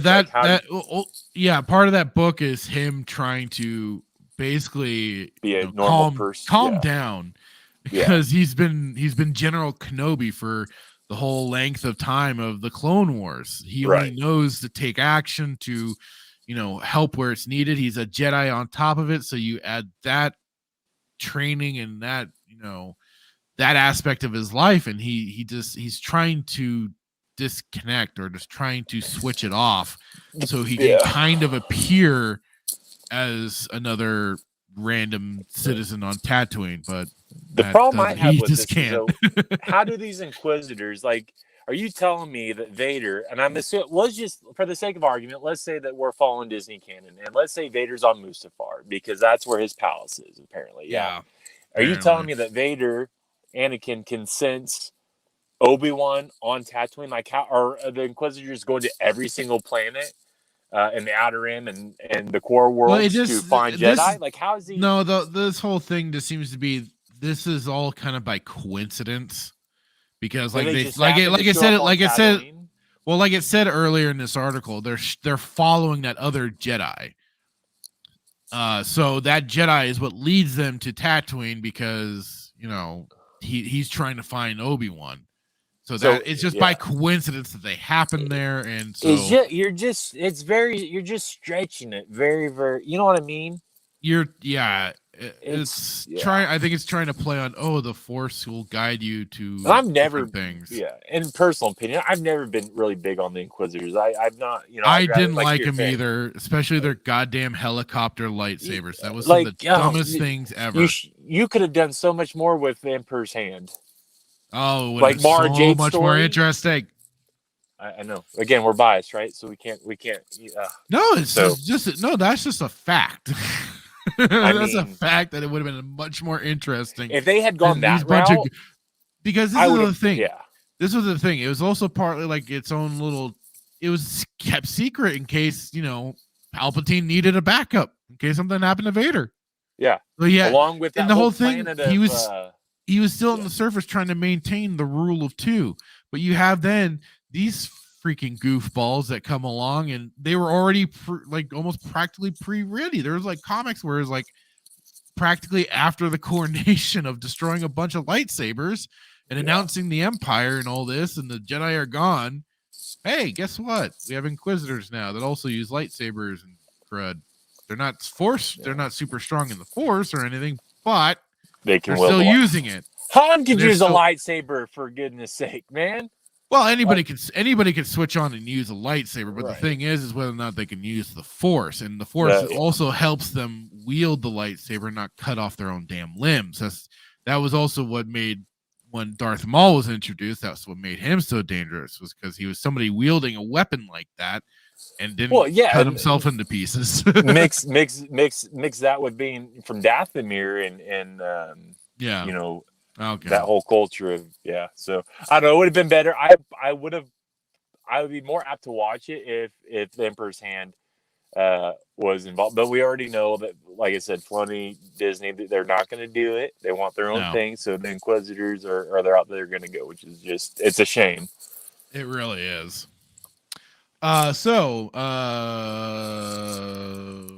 Making Star Wars explains by leaving the world, he is protecting Skywalker. Leia is as important as Luke, and it will pull the Jedi hunters off world. The advantages of leaving far outweigh the risk of staying. Making Star Wars previously detailed that Kenobi would leave the planet to save Princess Leia after Bail Organa shows up in Obi-Wan's cave, saying she has been abducted and the Organas need his help. Obi-Wan didn't have a cave. He had a house. We saw it. He doesn't need a cave. Well, there's a cave now because Filoni says it. I guess so. He probably was with the Krayt Dragon that was killed by Mando. He apparently travels to a planet described as Reno, if it were a Star Wars planet where Leia is located. Okay. I thought they already had a planet that they introduced in Last Jedi. That was basically a casino planet. Why aren't they using that? Yeah. Or they like looting. They like looting ideas. About or that planet from Solo movie. No, I was talking. Oh, or which one? There's that one too. Yeah, that but one. No, I was thinking of the one from the Last Jedi that Finn and Rose Tico went to. That was basically, and they rode some weird horse things and that whole that whole stupid thing. Yeah. But like it is, they do like taking from Legends enough. Why not bring in Nar Shaddaa? Oh, how dare you! A planet that was basically for criminal organizations running gambling and basically, a Reno-esque Vegas type of place. Why not? If you've not visited Nar Shaddaa, that's where I take my holiday every year. 10 out of 10. I've been playing the Old Republic recently, and that reminded me of it because when you go to one of the areas on the planet, it's basically a giant freaking casino. Yeah. Why not? It's got all the neon lights and all this crap. It'd be perfect. Not Reno, Nevada. But this is one of those few times where they don't want to loot anything. How bizarre. Yeah. Or, reuse their own stuff to they like keeping familiarity with staying on Tatooine all the damn time. It's almost like they take from Legends, but they don't want people to know that they're taking from Legends, but people that read Legends know that they're taking from Legends. It's like, it's like Filoni's tried covering that one up a few times. Just do it. Like, you're not going to pull the wool over our eyes. If you I could be like, if you took from Legends, if you borrowed from Legends, or just thought, like, I wouldn't be mad. But the simple fact that, like, you want to do your own thing and you steal from Legends, but then try to paint it as it's your own, like you shyster. No, that's not how it works. You know what I mean? And so, no, I know, I do. It's just so stupid. It's like, yeah, God, and I'll save it. So, making this mission more dangerous is that it is apparently a setup by the Inquisitors. Making Star Wars explains, as the hunt for Kenobi by the Grand Inquisitor commences, the fifth brother and the vile third sister begin to pull on threads that will spring Kenobi from out of the shadows so they can slay him. The site adds, the idea is to save Senator Organa's daughter captured and see who comes to save her. If their intel is correct, they just might catch a big fish like Kenobi. What's the point? I don't know. Like, honestly, continue. At the end, I want to ask you your thoughts because, like, my brain feels like it's like a pot of split pea soup, whatever. It's just it hurts. Yeah, going on. Clearly, Kenobi rescues the young Leia, and according to Making Star Wars, he receives assistance from Kumail Nanjiani's character, who is based on this Reno-like planet. Nanjiani provides him with information to Leia's location, a spice den. Kenobi proceeds to use a disguise and rescue her. He's in disguise because the original Star Wars film makes it abundantly clear that she has never actually met Kenobi. That's interesting because wasn't he there at her birth? Well, yeah, he was there at her birth. Doesn't mean she knows him, though. Well, okay, fair point. That's what they're getting. That's what they're saying. I understand. I know you wanted it, but like it is, yeah. Just having him go in and save her, he's gonna have to have one hell of a disguise. And then on top of it, he's been in disguise since he arrived at Tatooine. Like, what other disguises are they talking about? Yeah. So the idea that Kenobi leaves Tatooine is counter to George Lucas's original vision for the character. During the 1981 Revenge of the Jedi story conference, Lucas explained why Kenobi didn't raise Luke himself and stayed hidden in the deserts of Tatooine. Ben takes one and gives him to a couple out there on Tatooine. This is in quotes of George Lucas. Ben takes one and gives him to a couple out there on Tatooine, and he gets his little hideout in the hills, and he watches him grow. Ben can't raise Luke himself because he's a wanted man, he stated, from the man himself, George Lucas. Thank you for pointing that out, by the way. Oh, yeah. While much of this is still rumor, the idea that Kenobi will leave Tatooine seems all but confirmed. Lucasfilm president Kathleen Kennedy claimed Kenobi and Darth Vader would meet again in a quote-unquote rematch of the century. During the Disney Investor Day 2020 presentation, she stated Obi-Wan Kenobi begins 10 years after the dramatic events of Revenge of the Sith, where he faced his greatest defeat and the downfall and corruption of his best friend and Jedi apprentice Anakin Skywalker turned evil Sith Lord Darth Vader.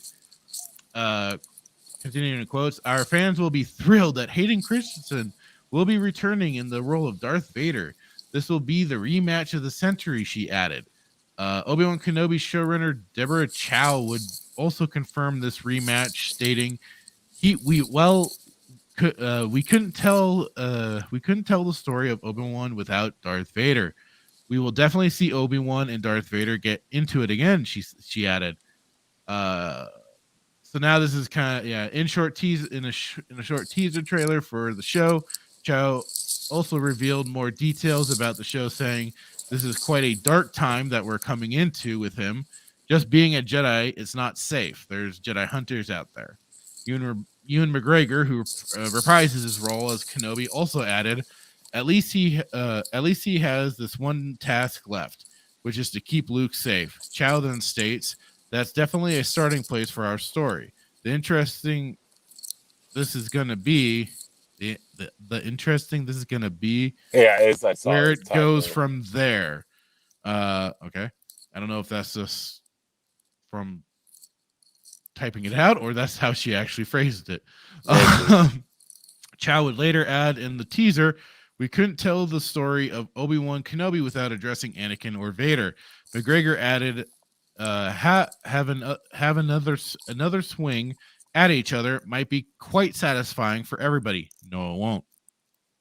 Not for the real fans. What do you make of these rumors about the Obi-Wan Kenobi series? I would only hope that. So this is the funny thing. They're bringing back Hayden Christensen, right? So yeah. My one question ends up becoming: are they gonna do a Boba Fett thing in there? Are they gonna keep having him take the helmet off so we know it's Hayden Christensen under there? Don't. Do not go any further with this. Are they gonna have to just remove the helmet, especially when him and Obi-Wan meet for their grand big rematch of the century? He's gonna take off the mask and show himself. No, okay. So you bring this up. where did I see it? Star Wars Theory guy. He posted it. I think he's got a picture of Hayden Christensen in the suit. It's Disney, so it's background's Disney Plus. I'll see if I can find it. But yeah, his mask is basically, his helmet's off. Right. And I'm like, ugh. It makes no sense. Like, my brain hurts trying to think of it. Like, why rematch of the century? So they're alluding to the fact that they're going to fight. So yeah, if we know that they're going to fight, in what capacity are they going to fight? Are they going to fight on Mustafar? Are they going to fight on the Death Star that hasn't? I could only imagine they're going to fight on a Star Destroyer, or they're going to fight on some random ass planet, maybe this Reno planet. Vader follows him down there after maybe Obi-Wan gets Leia to safety. She's off the planet heading home back to Alderaan or something. I think Anakin is at the Pizzac table, just gets his ass whipped by the guy he's playing against, and he's pissed. So then, therefore, he begins to fight Obi-Wan. He takes it on Obi-Wan. I don't know where they're gonna shoehorn this shit into, because it's just like, what are you gonna do? You see where I'm going with this? What are you gonna do? They're retconning. I guarantee you, this is gonna be the start of them retconning 1 through 6. For you to sit there and allude to the fact that they're going to fight again, logically leads you to believe either one, they're going to recreate the fight. So kind of what you're saying is that, like, what, the season finale would actually lead into A New Hope, and then that's going to end up being the big. Could. Yeah. I mean, that's what I'm thinking. They're either one or two things are going to happen. They're either going to do that. It's going to lead into the fight scene in A New Hope, or they're just going to recreate. They're going to do. They could create. Or they could basically do a fight between those two. But again, that's not canon, and it's never been talked about or heard of or seen, because it's never actually freaking happened. Or, yeah, like I said, they're gonna recreate it. It's like everything you do. The sad thing is, I could see them doing this. Right. It's like I can't go, oh no, man, J Hitman, you're just being crazy. You're talking crazy. They wouldn't do anything stupid like that. No way. I mean, what is your mind go? Like, I could see that being very plausible. So if you recreate the fight scene leading to A New Hope, what does that do for the rest of the story? You know what I mean? Leaves them well open to do whatever the hell it is they want to do with it. If Vader doesn't kill Kenobi, if Vader doesn't kill Ben, then how does that play out in the movie with Luke? Do they recreate it? Like, you know what I mean? No, I do. So, I do. Like I said, I hope I'm wrong. I hope we all hope we're wrong at some point, and right? that they don't listen to this show, and that we don't give them ideas. But yeah, I just, something in my gut. Here's the thing. This isn't me. I didn't just wake up with this theory. Like, look at everything that is happening with the shows and how they're deconstructing everything. Yep. You can't sit there and say, Jay Hitman, you're wrong. They didn't reconstruct or deconstruct Boba. Really? Have you read the books? The Boba in the Book of Boba is not the Boba Fett that we all know. It's not.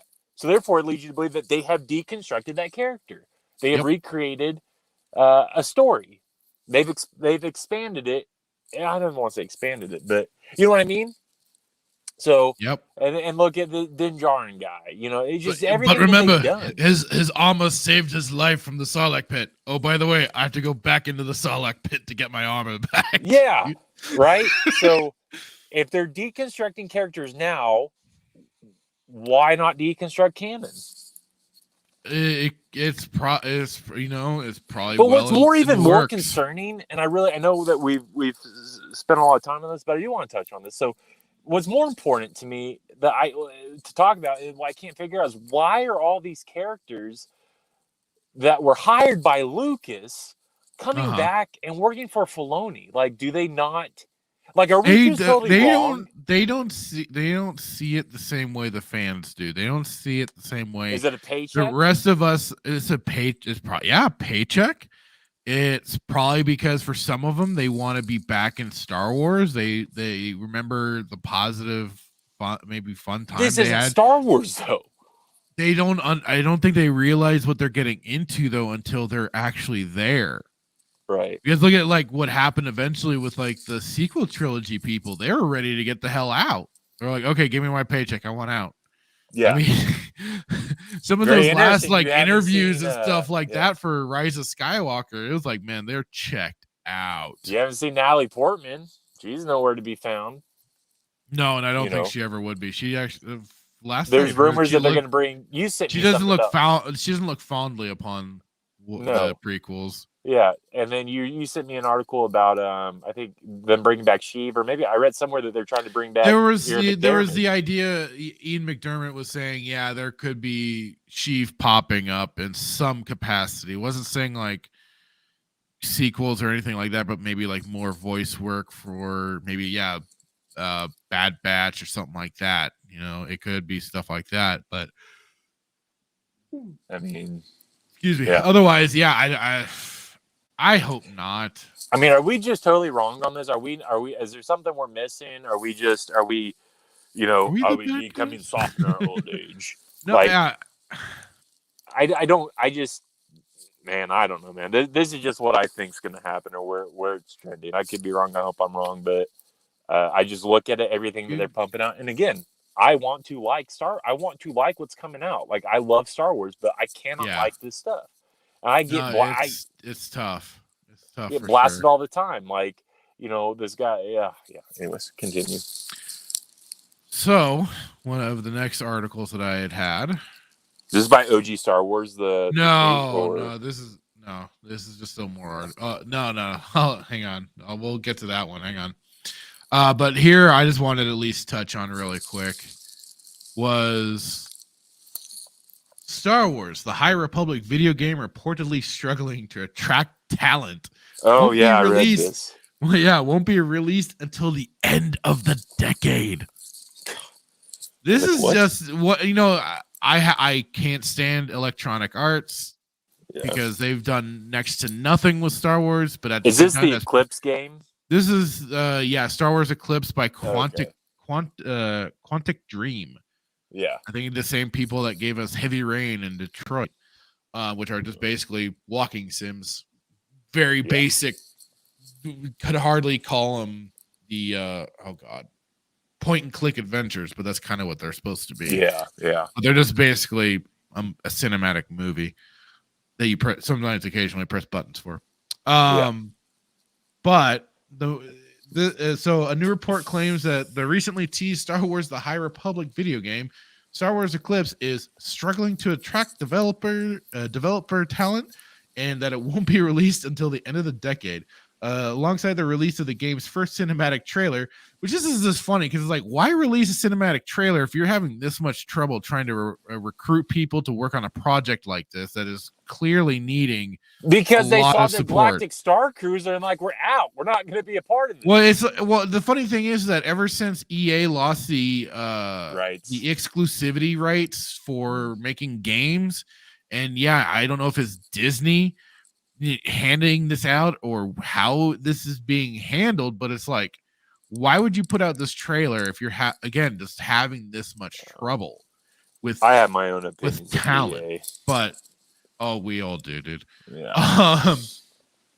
Star Wars explained it was set in the High Republic era, writing in the trailer's description. Star Wars Eclipse is the newest adventure in the High Republic era, now early in development by Quantic Dream. This new report comes from Tom Henderson at Xfire. That's funny. Henderson previously claimed back in December that Quantic Dream's game was already having development trouble. Henderson stated in a YouTube video, currently one of the biggest problems with Star Wars Eclipse development is that Quantic Dream is facing massive problems with its internal engine.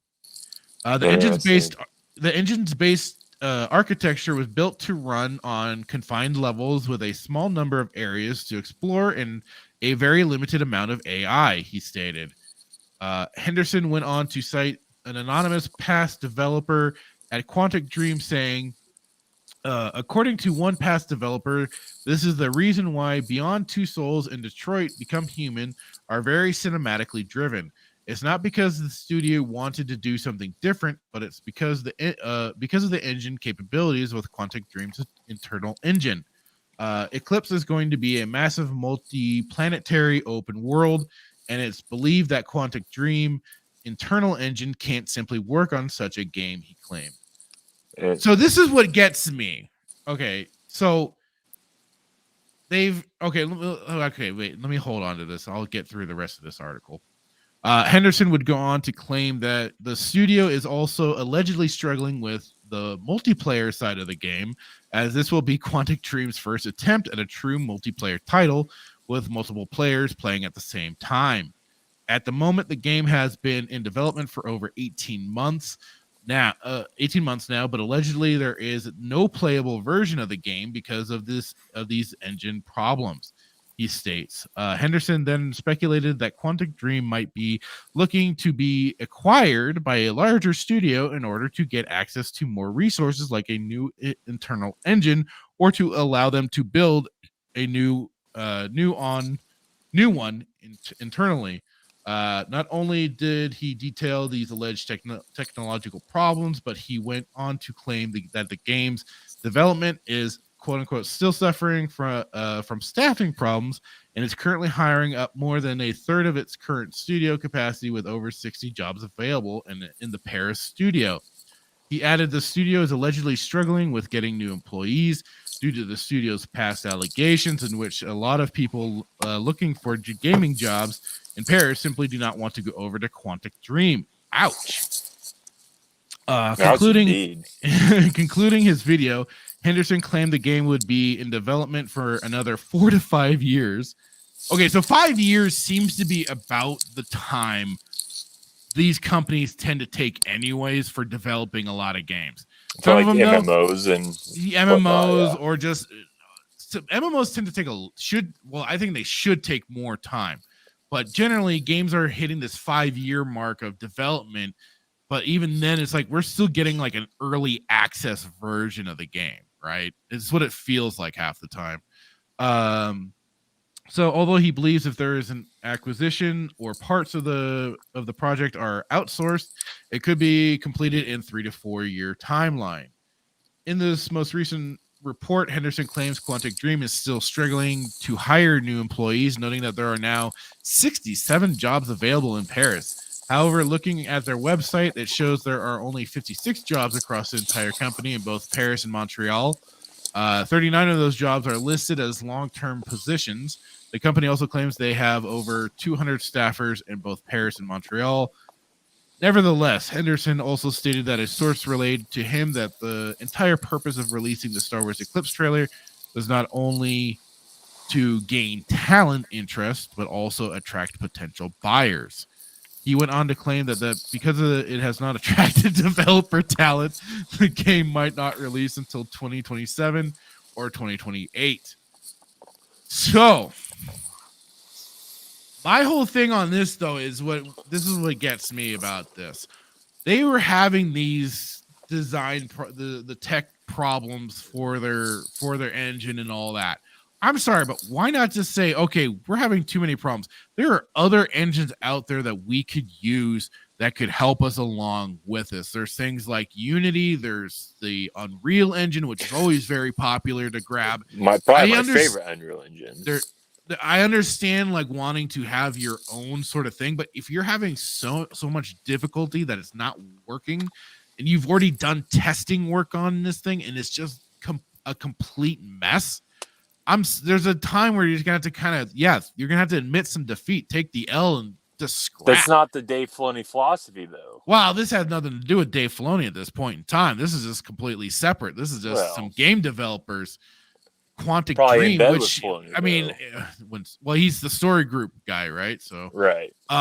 No, it's just the whole thing that was what kind of tweaked my brain. It's like they aren't even they're like barely in the pre-alpha stages of this development. Yeah, because it's 18 months in, and they only have a trailer.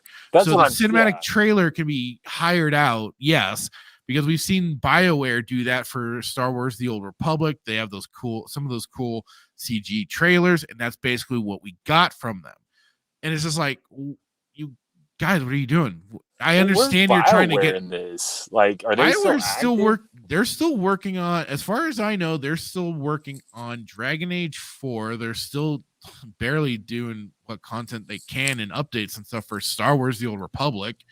I think BioWare would have been a much better company to take this development over. Well, I say that sparing. I mean, let's look at like what they've created to like. I mean, they can't even get they can't even get a beta. Well, that's like I said with like Electronic Arts. They've had the Star Wars IP for how long, and they only got out the Jedi Fallen Order, Battlefront 1 and 2, Rogue Squadron. Oh, I forgot about that Squadron game. I didn't even touch that fucking thing. Yeah, I did, and that's what really just put the nail in the coffin for me for EA. Like, dude, the X-Wing versus TIE Fighter games, those old ones were so much better. I would be willing to bet. Was it Jedi Starfighter?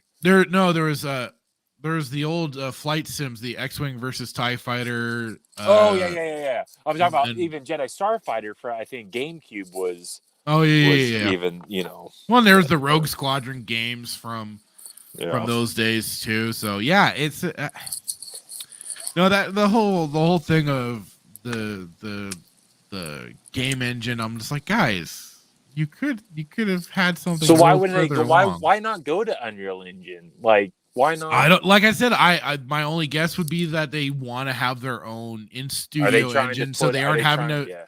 They aren't having to pay any kind of extra licensing rights or stuff like that, or usage or whatever it might be. So they're trying to avoid that by having their own thing. As much profit as they can, because they know. Yeah, I don't know. I mean, if they did Unreal Engine, it would be amazing, because Unreal Engine, I know I love Unreal Engine. I've even tried to learn how to use Unreal Engine, and I think it's an amazing. It definitely has gotten really like streamlined and stuff like that. Yeah, because it wasn't always. I didn't know. No, none of them were. I only knew about it because I'm a huge, like I said, Batman fan, and Unreal Engine. Yeah, they used it for Arkham. Yeah, so yep. Even that trailer though. That trailer. Did you watch the trailer of the Eclipse trailer? I did, and I just kind of scratched my head and went, "What the hell is this supposed to be about?" Yeah, it wasn't telling me anything. No, you watch it like, is this Star Wars?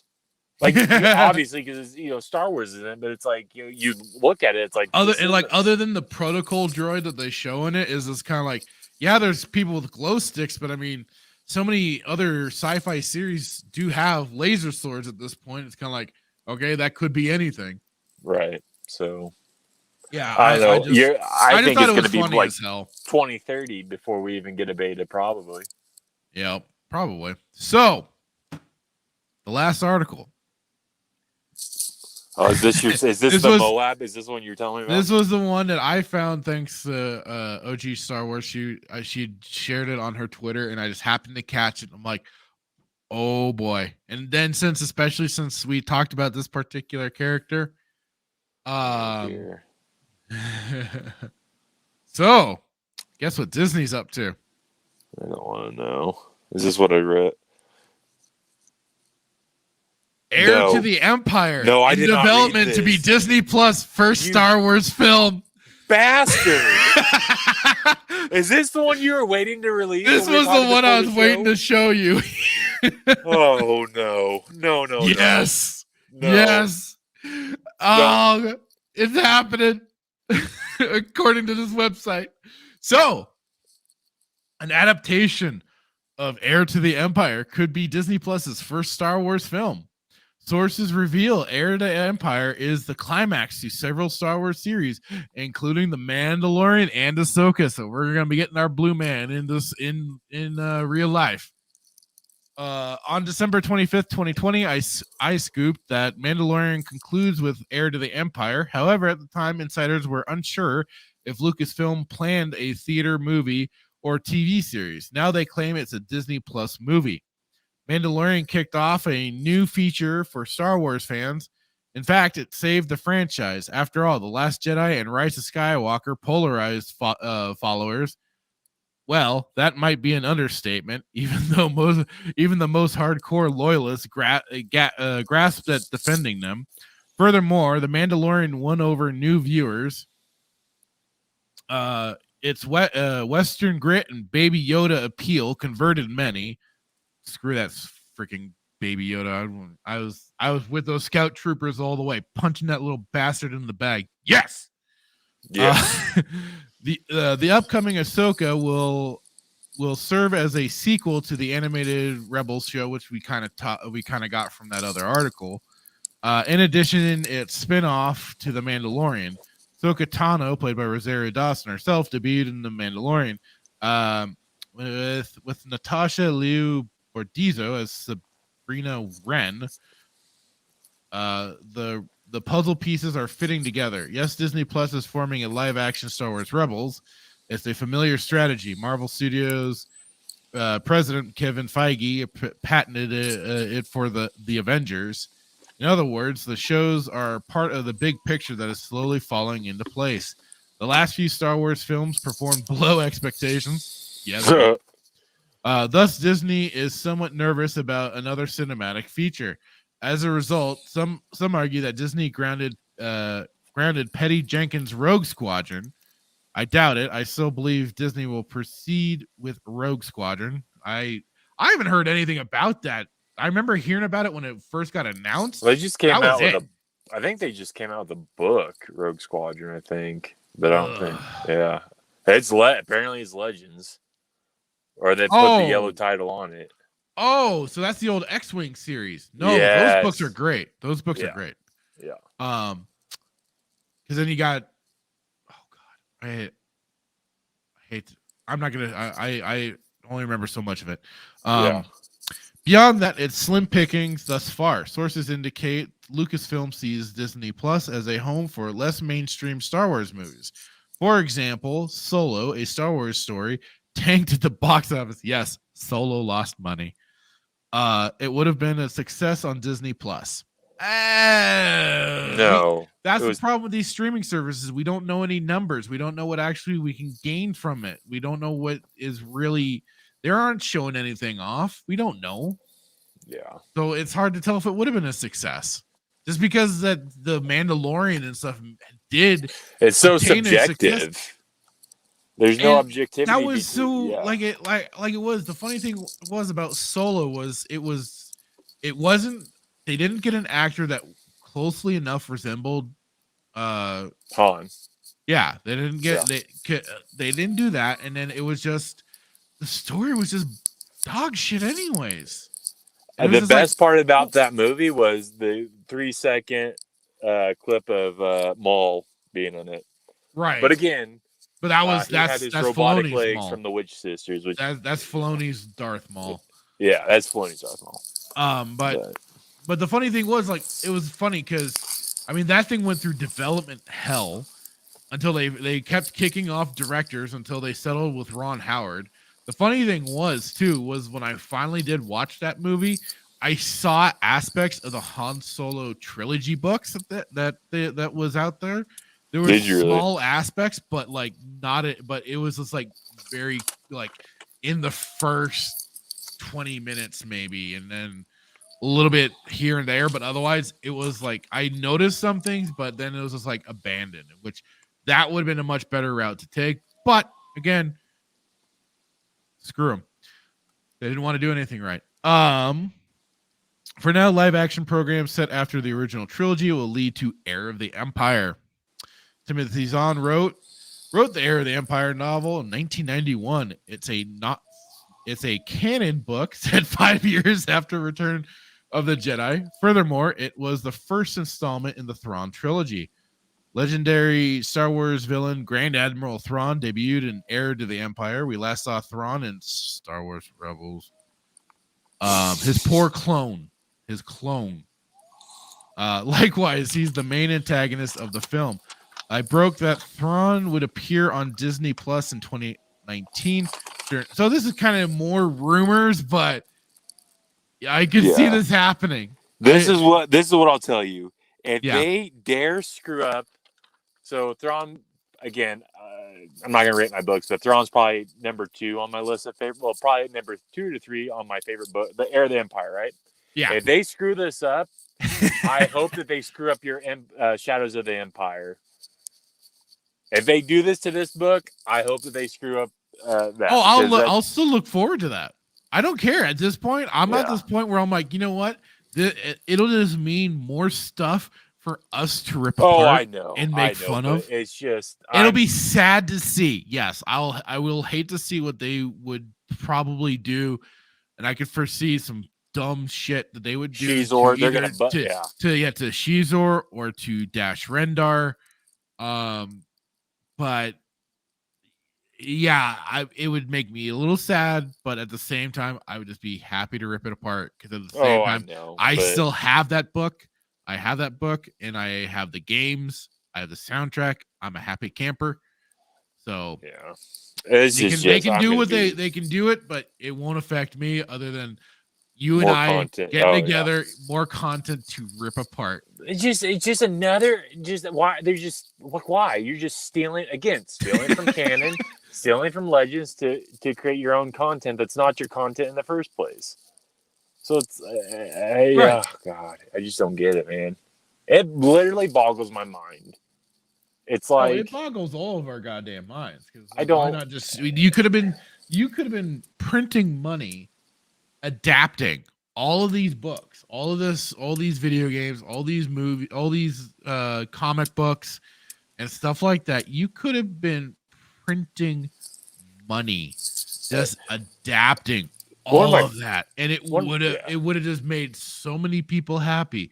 They would have finally gotten to see their Thrawn in live action. They would have finally gotten, I think if they if they do it right, if they copy the book, money, right? Somebody asked me one time. They brought up the point. It's like, well, Jake, what would you rather have? Would you rather have, Star Wars doing their own thing and seeing something that you've never seen before, or just seeing a reenactment of the book? I'm like, I looked at him and I said, a reenactment of the book, because here's the thing: unless you listen to the Audible version, like you're relying on your own imagination to kind of create that storyline, or not that storyline, but that like imagery in your head, right?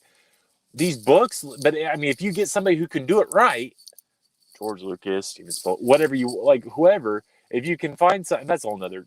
People say George Lucas can't direct. Screw you. Yes, he can. But if you do it right and you follow the books, amazing.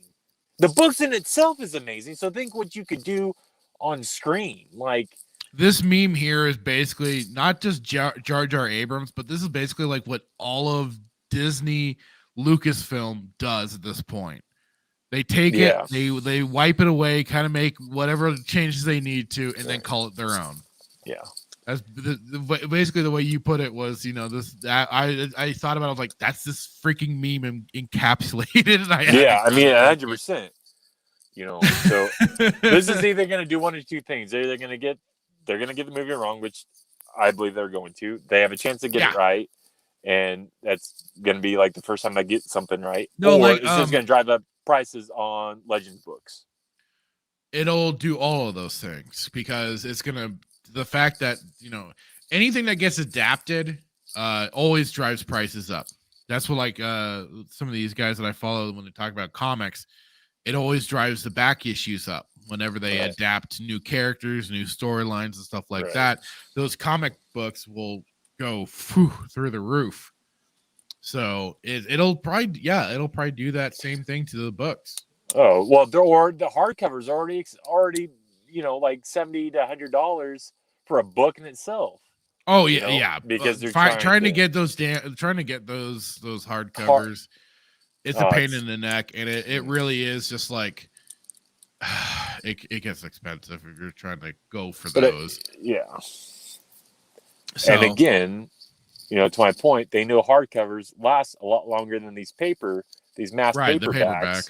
So, but some of them are only in paperback. I know it's so stupid, but I hope they don't do it. I really hope they don't.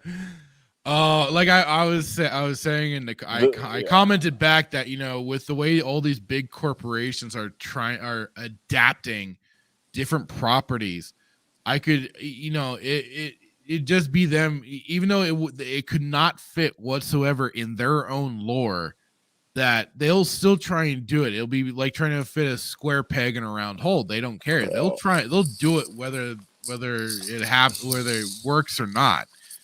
Because these freaking big corporates, they don't care. They'll do. Let's play a game of how much money we can lose. Let's play this game. How much money can lose? How much can Lucasfilm lose? We can only hope they can try and lose all of it. Bankruptcy, and then maybe Apple will come in and buy them, and maybe they can do. Oh, that wouldn't be any better. Good Lord. No, you know, like other people said, if anything needs to happen, Star Wars just needs to go away for 10, 20 years. So people can kind of forget about it and then maybe resurface and try. I think Lucas needs. I think Lucas. You know, I think Lucas should. My hope is that Lucas would somehow come back in and buy it back.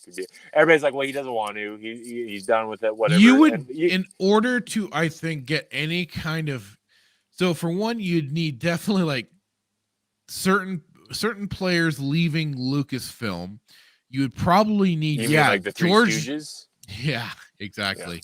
Yeah. You would need George Lucas to effectively be like a big mainstay in overseeing projects, which he doesn't want to do. He's kind of like it is. He's done. But you need him in as that even a capacitory role, though. Huh?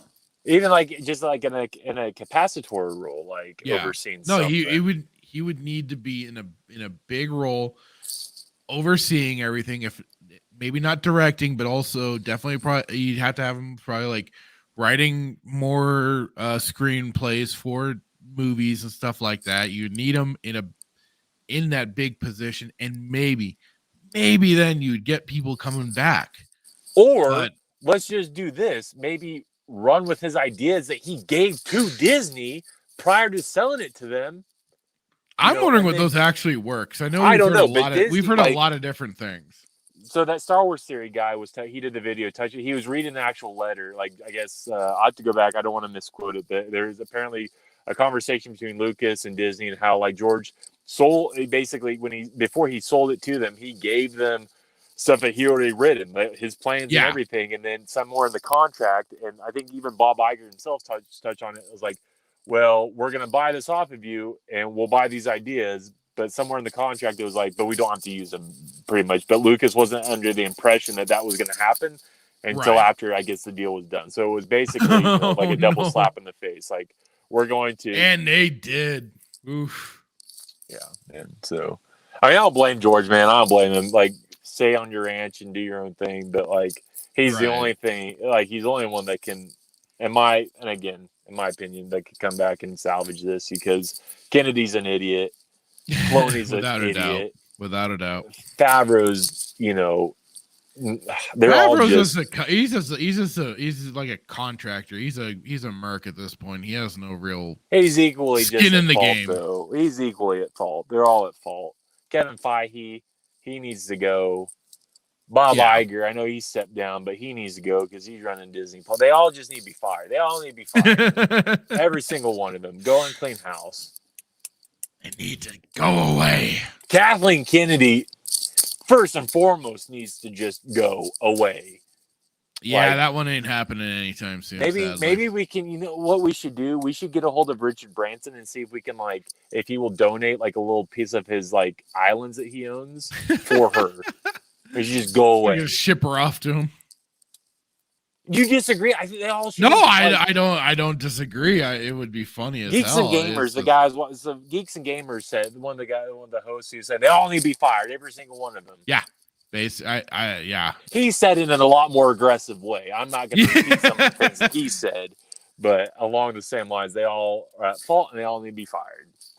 Yeah, I would definitely share that sentiment. Like it was. If I got my hands on Lucasfilm, I would clean house. It'd be called Everybody's Gone. And I would start I would Play start stupid very games, win stupid prizes. Here's your prize. You're gone. Goodbye. Yeah, Pull it a would Trump. be. Well, even I love You're fired.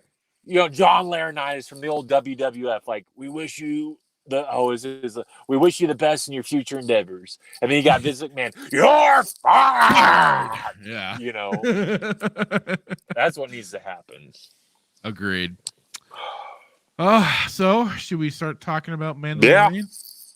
Now that we've gotten all those damn articles. Like I they're said, great articles, man. Oh yeah, the gift that keeps on giving, man. Gift that keeps on giving. Just hard to wrap your brain around. Hard to understand like their end game. I think we finally have found out their end game was just a retcon. Yeah, but I think again, that's so stupid to say. Like, I'm going to retcon canon. Like, what? It's like wiping before you go number 2. Like, what? How does that make any sense? All right. In this freaking episode, I try to be funny with my notes, but I'm so irritated with this episode. Like there's a lot of it that I just couldn't be funny about. So yeah, basically, even from the get-go, I noticed some goofy stuff. Yeah. When his ship, right, is facing the planet.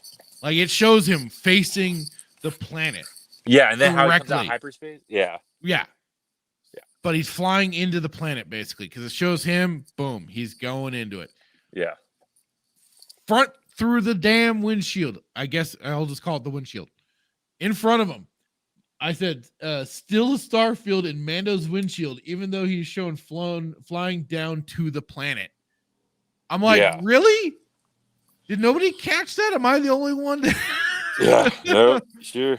You're the only one. I guess so. And everybody else. I just kind of was like, okay.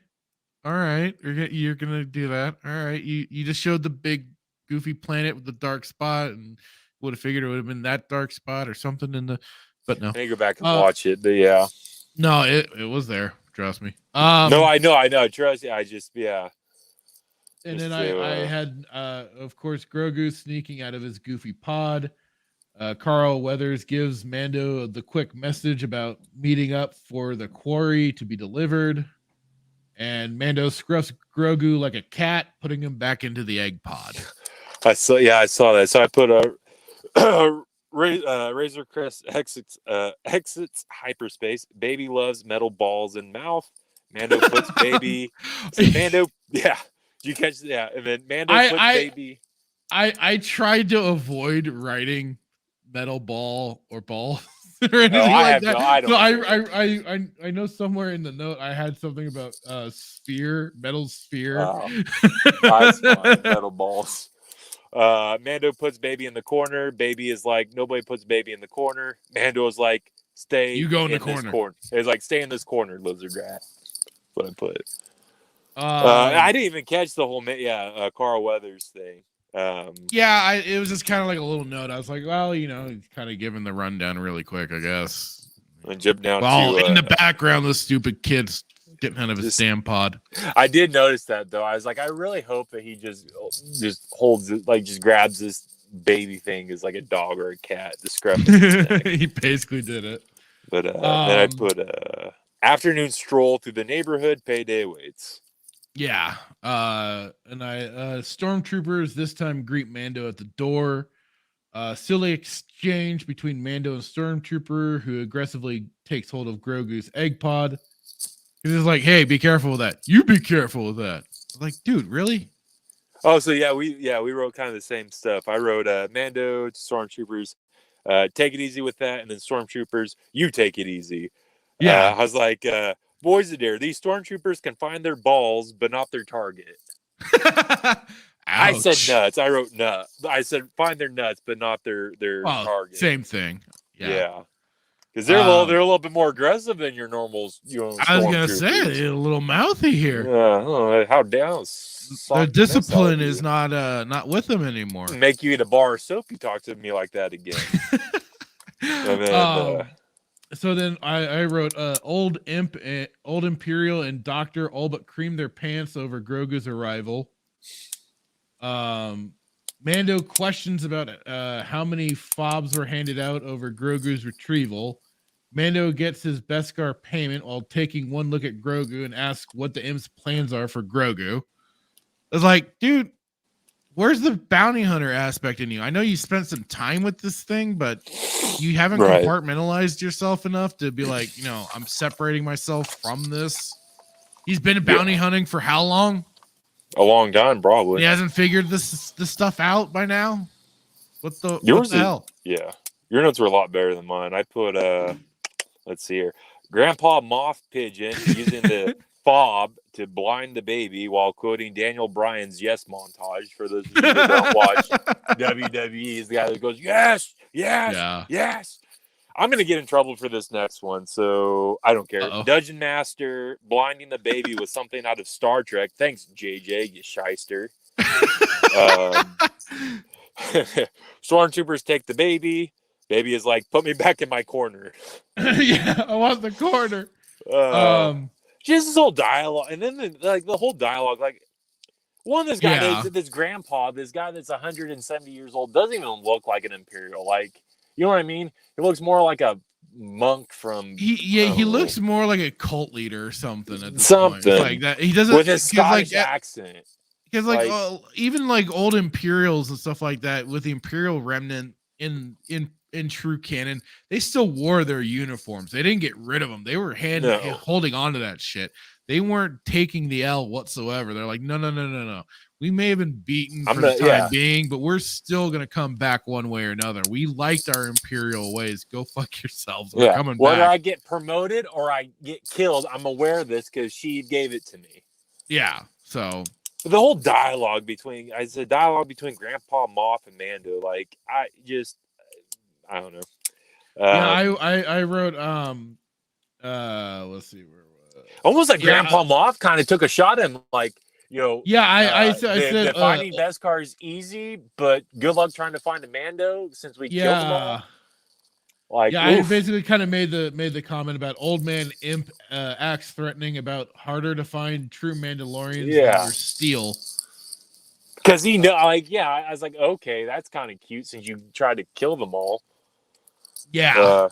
Then I jumped down to Mando strolling back to Fortress of Solitude. I joked. I was watching it again today, and I joked with my brother. It's like, yes, you too can win the trip to the Mandalorian camp.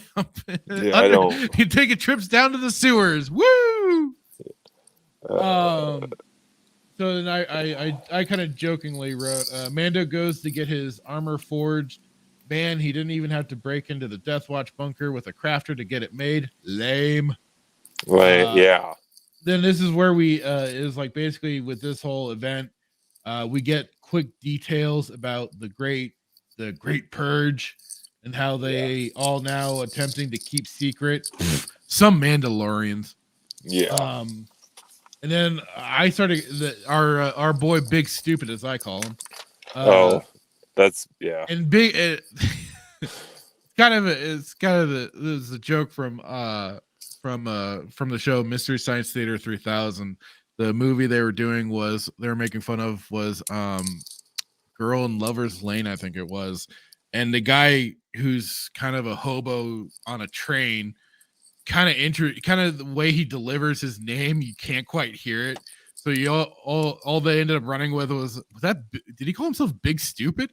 Yeah, and he was kind of a big, tall guy and everything, kind of stocky and stuff. So it's like it fit perfectly, right?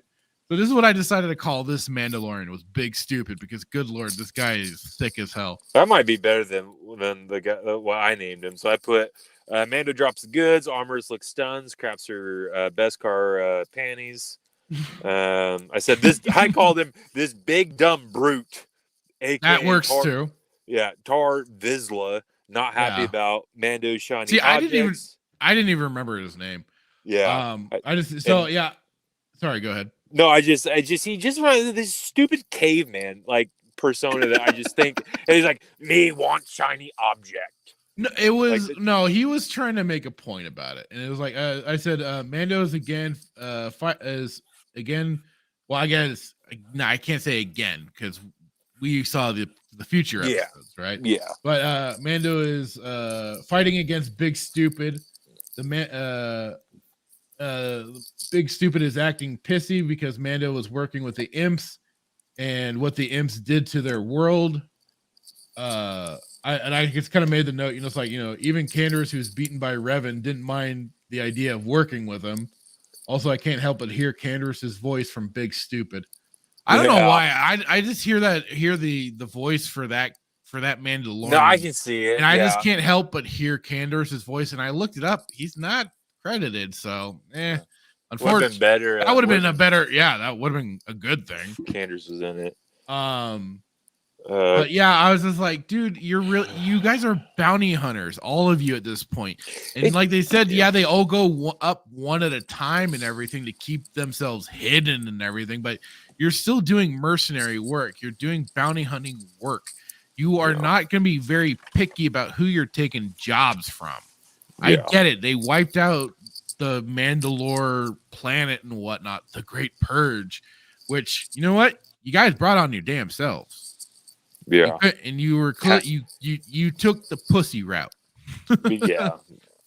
But kerfuffle ensues, slapfest commences, mommy breaks it up, and then and I can't say again because this is, I think, later I know in this season was 2, later. the whole helmet thing. Have you ever removed your helmet thing? Like, and this was the first time getting this little tidbit. I wrote. Armor goes into a little speech about Disney's Mandalorian culture, and we have her ask Mando about his mask if it has been removed or by anyone else. This time he can answer no. But these rules are so direct, but but what they can't take off helmets to eat to whatever. Can we get some explanations to this stuff? Because they really is like. You guys kind of throw these little tidbits, but you don't give us any little bit more to chew on for what's supposed to be part of this new culture of Mandalorians and why they're hiding out. Because clearly they're still taking orphans and war orphans and stuff like that. Right. Whatever. They've kind of reintroduced that aspect of the Mandalorians, but it's like, we don't have a clear defined. Okay, so what are the rules to you guys? Unless there's been something expanded upon in their stupid comics, I don't know. I haven't. I tried reading the Vader comic and I tapped out because that stuff was dumb as hell. Oh, it was him him doing the whole forging of his castle or whatever on Mustafar and. It's not canon. It was a bunch of dumb shit. Yeah. And anyway, I think I may have screwed up. I don't know. I might let you go first, but I think I may have missed part of my notes. But somehow my second page jumps down to Mando regrets the deal about as much as he regrets trusting a sriracha fart. Mando scopes out the area looking for the baby. Mando uses. Yeah, you're getting a bit of. Okay, then I'll let you continue because I think I'm missing part of my notes here. So. After I wrote, Armor offers to make the signet for Mando over the creature that busted him up good, but he was a good boy and admitted he didn't earn the kill and was helped by an enemy that didn't know they were his enemies. Mando also makes the note to keep spare some of the Beskar for foundlings because they're the future. Now the crafting armoring montage. Okay. And then what was it? Crafts whistling birds for fighting multiple enemies and use them sparingly. As they are rare. Mando begins to have flashbacks again to the Clone Wars and seeing super battle droids wreck shit up while Mando's parents hide him away before a big bombing goes off. Flashback ends with a super battle droid aiming at Kid Mando. And then I did make an extra note. Like, I hate to admit how they actually made the super battle droid look rather intimidating in one shot as it knocks over a person and then blasts them. And it was, like I said, couldn't help it. It would look like a good shot. Only we got a little more. But yeah, that was part of that. So then, and he gets to do his big new shiny armor reveal. Yeah. I said Mando arrives at the bounty hunter bar with his pretty shiny new Beskar armor.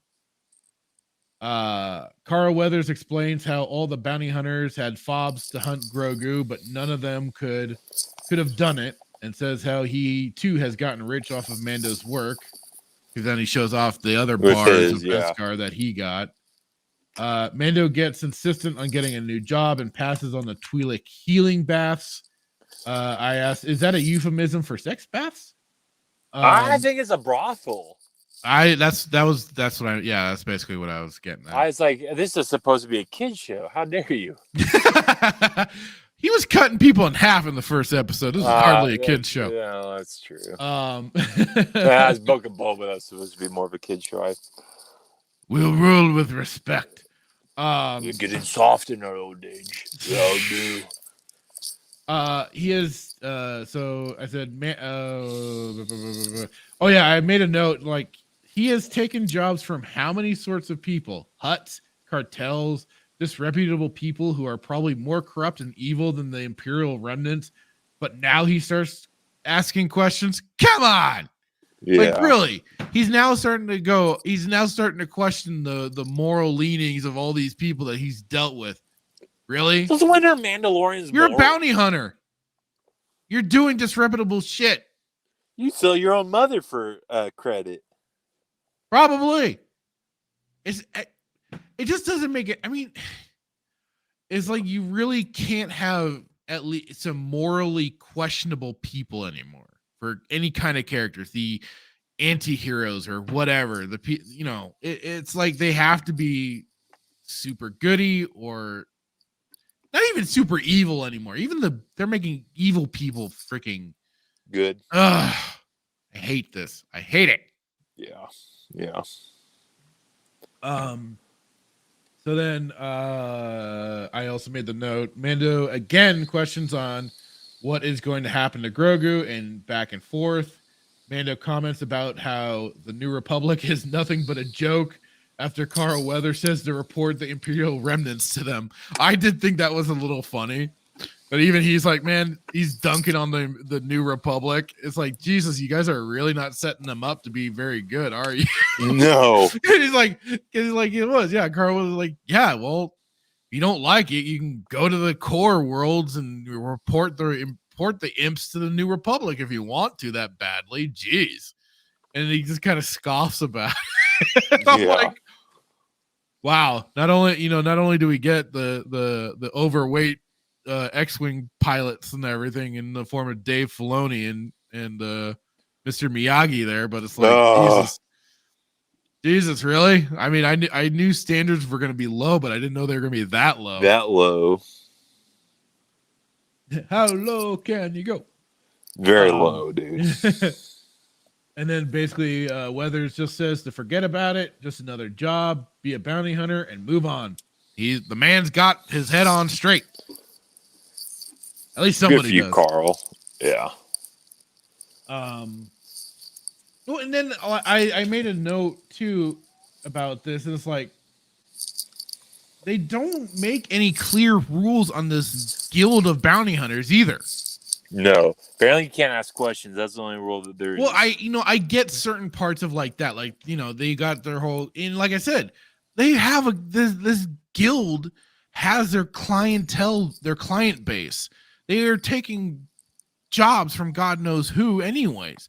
But you get a little close interaction, and suddenly you're getting squeamish now. Really? Yeah. It makes no sense, man. I guess it's me. I'm asking for too much. No, do your job. You had one job. Do your job. That's pretty much what I'm asking you to do. So I said, Mando gets sentimental already as he is starting up his ship and has to put the little metallic sphere, this is where I wrote sphere, back in place, and then he powers down the ship to do something idiotic. Yeah. All right, I think that's where. But now this is where we're getting to what your notes were. Yeah, I had 3 pages of notes, and I'm really upset. I think I left. I think I threw them away because I was rewriting them because I was trying to be more humorous. But I was trying to be humorous, but there's no humor. This is where like I started getting mad with it. If it comes to you, it comes to you, man. Right. So yeah, Mando regrets the deal about as much as stretching a Strachifart. Mando scopes out the area looking for the baby. Mando uses his audio amplifying rifle, helmet, infrared vision, whatever you want to call it. Yeah. To find the baby. Which, I mean, I think even Boba Fett in the Bounty Hunter books kind of has something similar to that. Similar to it? Okay, yeah. Well, not to that point. It's getting good, but not to that point yet. But I put Mando plays a rendition of Ding Dong Ditch while he has to deal with his itch. Lure stormtroopers out, and they become death troopers. I said Mando starts to head back for Grogu, even finding his little floaty egg pod in the dumpster, basically, and he begins to stop the Imperial's little base, listening to them discussing the quote-unquote asset. Mando begins his breaking into the Imperial base, ripping off the eye stalk of the door greeter. That poor door greeter was just doing his damn job. Jabba would be so. Let's have a moment of silence for Jabba.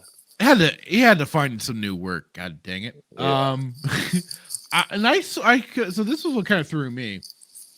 He blows a hole in the wall and starts sneakily taking out the stormtroopers, and he managed to get behind two just after blowing open the hole, and seemed to show him walking in the opposite direction. But I think I rewatched it today, and I thought he was walking towards the hole. But man, he got in there quick. He did. He's like a little ninja cat. Because you're telling me these stormtroopers. I mean, I understand they're not as maybe disciplined as what would have been, but man, they had to have been there, and that didn't look like a giant place or anything. But no, you're telling me it took them that long and it didn't look like he had just gone through. Like there was, like the smoke was moving or anything. It was all still, like he was already in there. I put the trooper, blah blah blah. I said Mando's just taking them all out. Dungeon Master Doc pleading for his life. Yeah, so I did.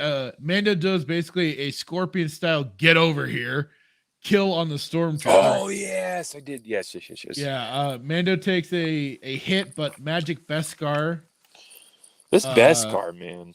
Mando should have shot the doctor, but the doctor cries how he was protecting Grogu, but he knew who he was working for and getting into. Oh, you're gonna like this. I'm like, he should have shot the damn doctor. The doctor knew, like I said just now, he knew what he's getting into. He knew who he was working for. I don't care what you were trying to do. You were working for these fools. You get out with the rest of them. Yeah. And then at least then that also, since he was taking out basically witnesses, that's one witness that wouldn't have been ratting on him. I would have taken them out. You'll like this next one. I did this just for you. I said Mando tries to escape with the baby, uses mod spin, and then burns the plastic off the stormtroopers. Yeah. Mando just going about murking stormtroopers, even flamethrowers is one to death, which cooked in that armor. Mando finally gets surrounded by some stormtroopers and uses his whistling birds to show those off. So that was basically his time killing a bunch of stormies. I wrote Mando 4-1 says this is for the birds, uses the birds. Then I dropped down, and this is, I think, and I was so irritated. Like I said, I was trying to find content to write about, but I was like, Prius pucks all go off. Yeah, well, that's what, that for the most part, right? His mission was accomplished. He had walked away. He took his payment. He had gone to his base. So, time was passing. And I'm sure that, the armor didn't just, snap her fingers and suddenly had that full plate of armor and everything ready to go. That had to have taken some hours or a day, maybe, right? It had to have taken a good chunk of time. I mean, I don't know the science behind how to make Beskar, but I would assume. Yeah, I would assume so too. So my question becomes, why did they all still have these fobs? Why weren't they taken away at some point? Why did they still have them? As far as they knew, he unless was done. Filoni's not. I'm not gonna give him enough. I'm not gonna give him any credit unless he thought, Weathers thought that he was gonna do something stupid because he's asking questions. There's about no the baby. impression of that. Well, Weathers, as far as he could tell, was taking another job and he was ready to go. And like I said before that, he'd already turned in the bounty, gone and got maybe it was armor an made. oversight on their part again, since they love to do their oversights. Let's see what then I just said Mando trying to make like a tree. For those of you that have watched Boondock Saints, which is one of my favorite movies of all time. It's like, why don't you make like a tree? Get the fuck out of here! Yeah. Let's see here. Yeah, I said all the fobs that people had of Grogu now get activated again after Mando gets out with the kid and tries to get out of town with the mission originally assumed complete, soon the fobs have been collected. And then he after he is just at the gates of the town, he's surrounded again, and Carl Weathers meets him there to stop him. I said Mando tries to weather Carl. Yeah. Silly. There's just the silly dialogue, and then it's just like the back and forth. Mando though is insistent on keeping the kid with him. And then Mando launches a semi-surprise attack. I don't know how they didn't see that coming. I agree. And I did make the comment, man, does he seriously need a jetpack? And is getting away for a short time before Weathers shoots the speeder he was on. It's funny how anti-droid he very vehemently was in the beginning. And now he's giving orders to another droid saying, drive. Apparently, he's willing to make some exceptions in certain situations, I guess. I think, what did I write? I said Mando wide-ups one of them, starts an all-out shootout. Mando taking these bounty hunters' breath away with his rifle. I said Mando begins vaporizing the other bounty hunters that were trying to get to him in Grogu. Then, which I thought I was like, oh god, they did this. Mando's flamethrower farts out. Yes. Like, really? Like when it started running out of fuel, it literally started farting. Yeah, I hear. I'm I have to go back in. Really? It's almost as bad as. You had to put in a sound effect like that, really? Okay. It's almost as ridiculous as in the Book of Boba, where they're like, "Booty, booty, booty." Yeah. And then the jaw was saying, "Toga, toga, toga." Yeah. I'm like, what? Why? Why? So I had a hard time trying to just. I think at this point in time, I watched it early this morning when I left work, and I was just trying to just get through it. But I jumped down to like this baby and his naps. He's a sleepy freaking baby. But there's so many things, and I know we've gone on for a while here, but yeah, just a lot of like, what are your top? I don't know if you can put top 5 problems. So basically, then the other See, I forgot the other Mandalorians jumped in on this episode. For some reason, I thought it was one of the later episodes. I thought it was too, where they come and save them. The other Mandalorians of his clan joined the fight. Joined to fight magically and start blasting all the other bounty hunters. Carl Weathers smartly gets out of there. Big Stupid comes in with a giant minigun, Jesse Ventura style, and covers Mando so he can get to his ship with the kid. Weathers was on the ship waiting for Mando and tells him how he didn't wanted to come to this, but Mando broke the code. But what are all the codes to the Bounty Hunters Guild? Carl Weathers got shot, but was saved by Deus Ex Machina steel Beskar bars. And then he heads off. Big Stupid gives a salute to Mando as he's flying away. And Mando says how he needs to get himself one of those jetpacks for himself. Mando gives Grogu the little metal ball that he took off earlier. And then that was it. That was the episode. Top 5 things you had a problem with. Top 3, top 5, whatever.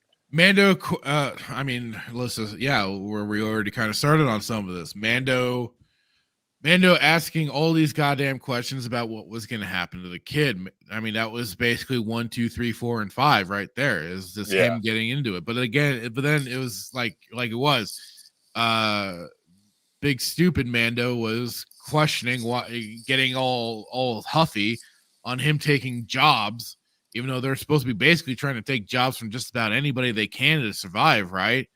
So I was like, why are you giving a crap right now? You have you don't have any skin in this game right now to have to worry about who you're taking jobs from. Right. So, there's that. And then just the fact that, Mando decides, oh, screw it, I'm going to go save the freaking kid, even though I have maybe a mild attachment to. You only know so much of what's possibly going to happen. Yeah.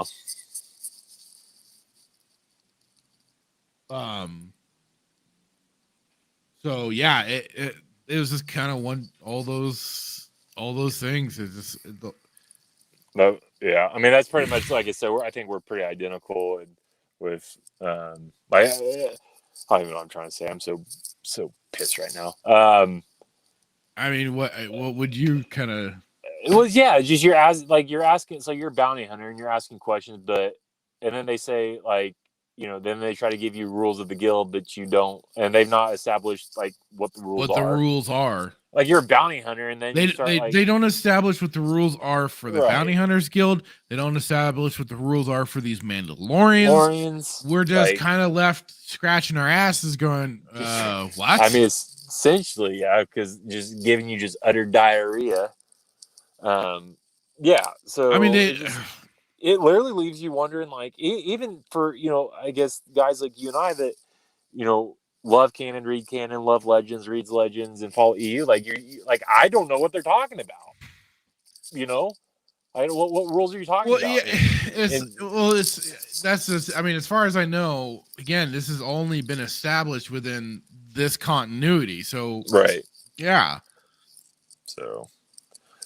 I mean, they in the Bounty Hunter Wars book for Boba Fett, I'm pretty sure that that guild of bounty hunters, they have their own established code, and it gets described on how they take the jobs and how they dole them out to each individual one, and how it all works, and also why Boba stays the hell out of it, because he knows he can do better on his own, basically, and he has a reputation.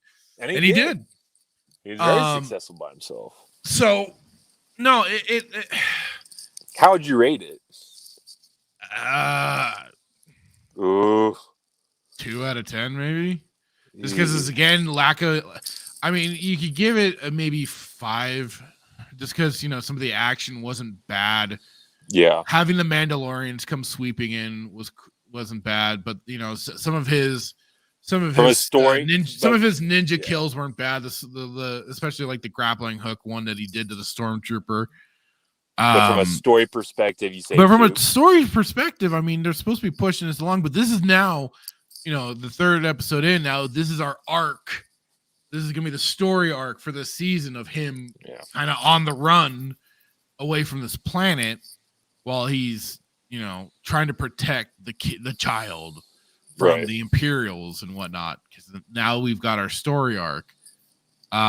Which probably could have been introduced much sooner, especially if they had trimmed out the goofy, him trying to learn to ride the blurg or whatever, which was just pointless. If they had trimmed down the last episode to probably half of that, if he just vaped all the damn Jawas and just stopped their sandcrawler, he could have gotten his stuff right back then and there. And then that would have been then leading into what he could have accomplished with this episode, and already maybe gotten things kicked off. Right.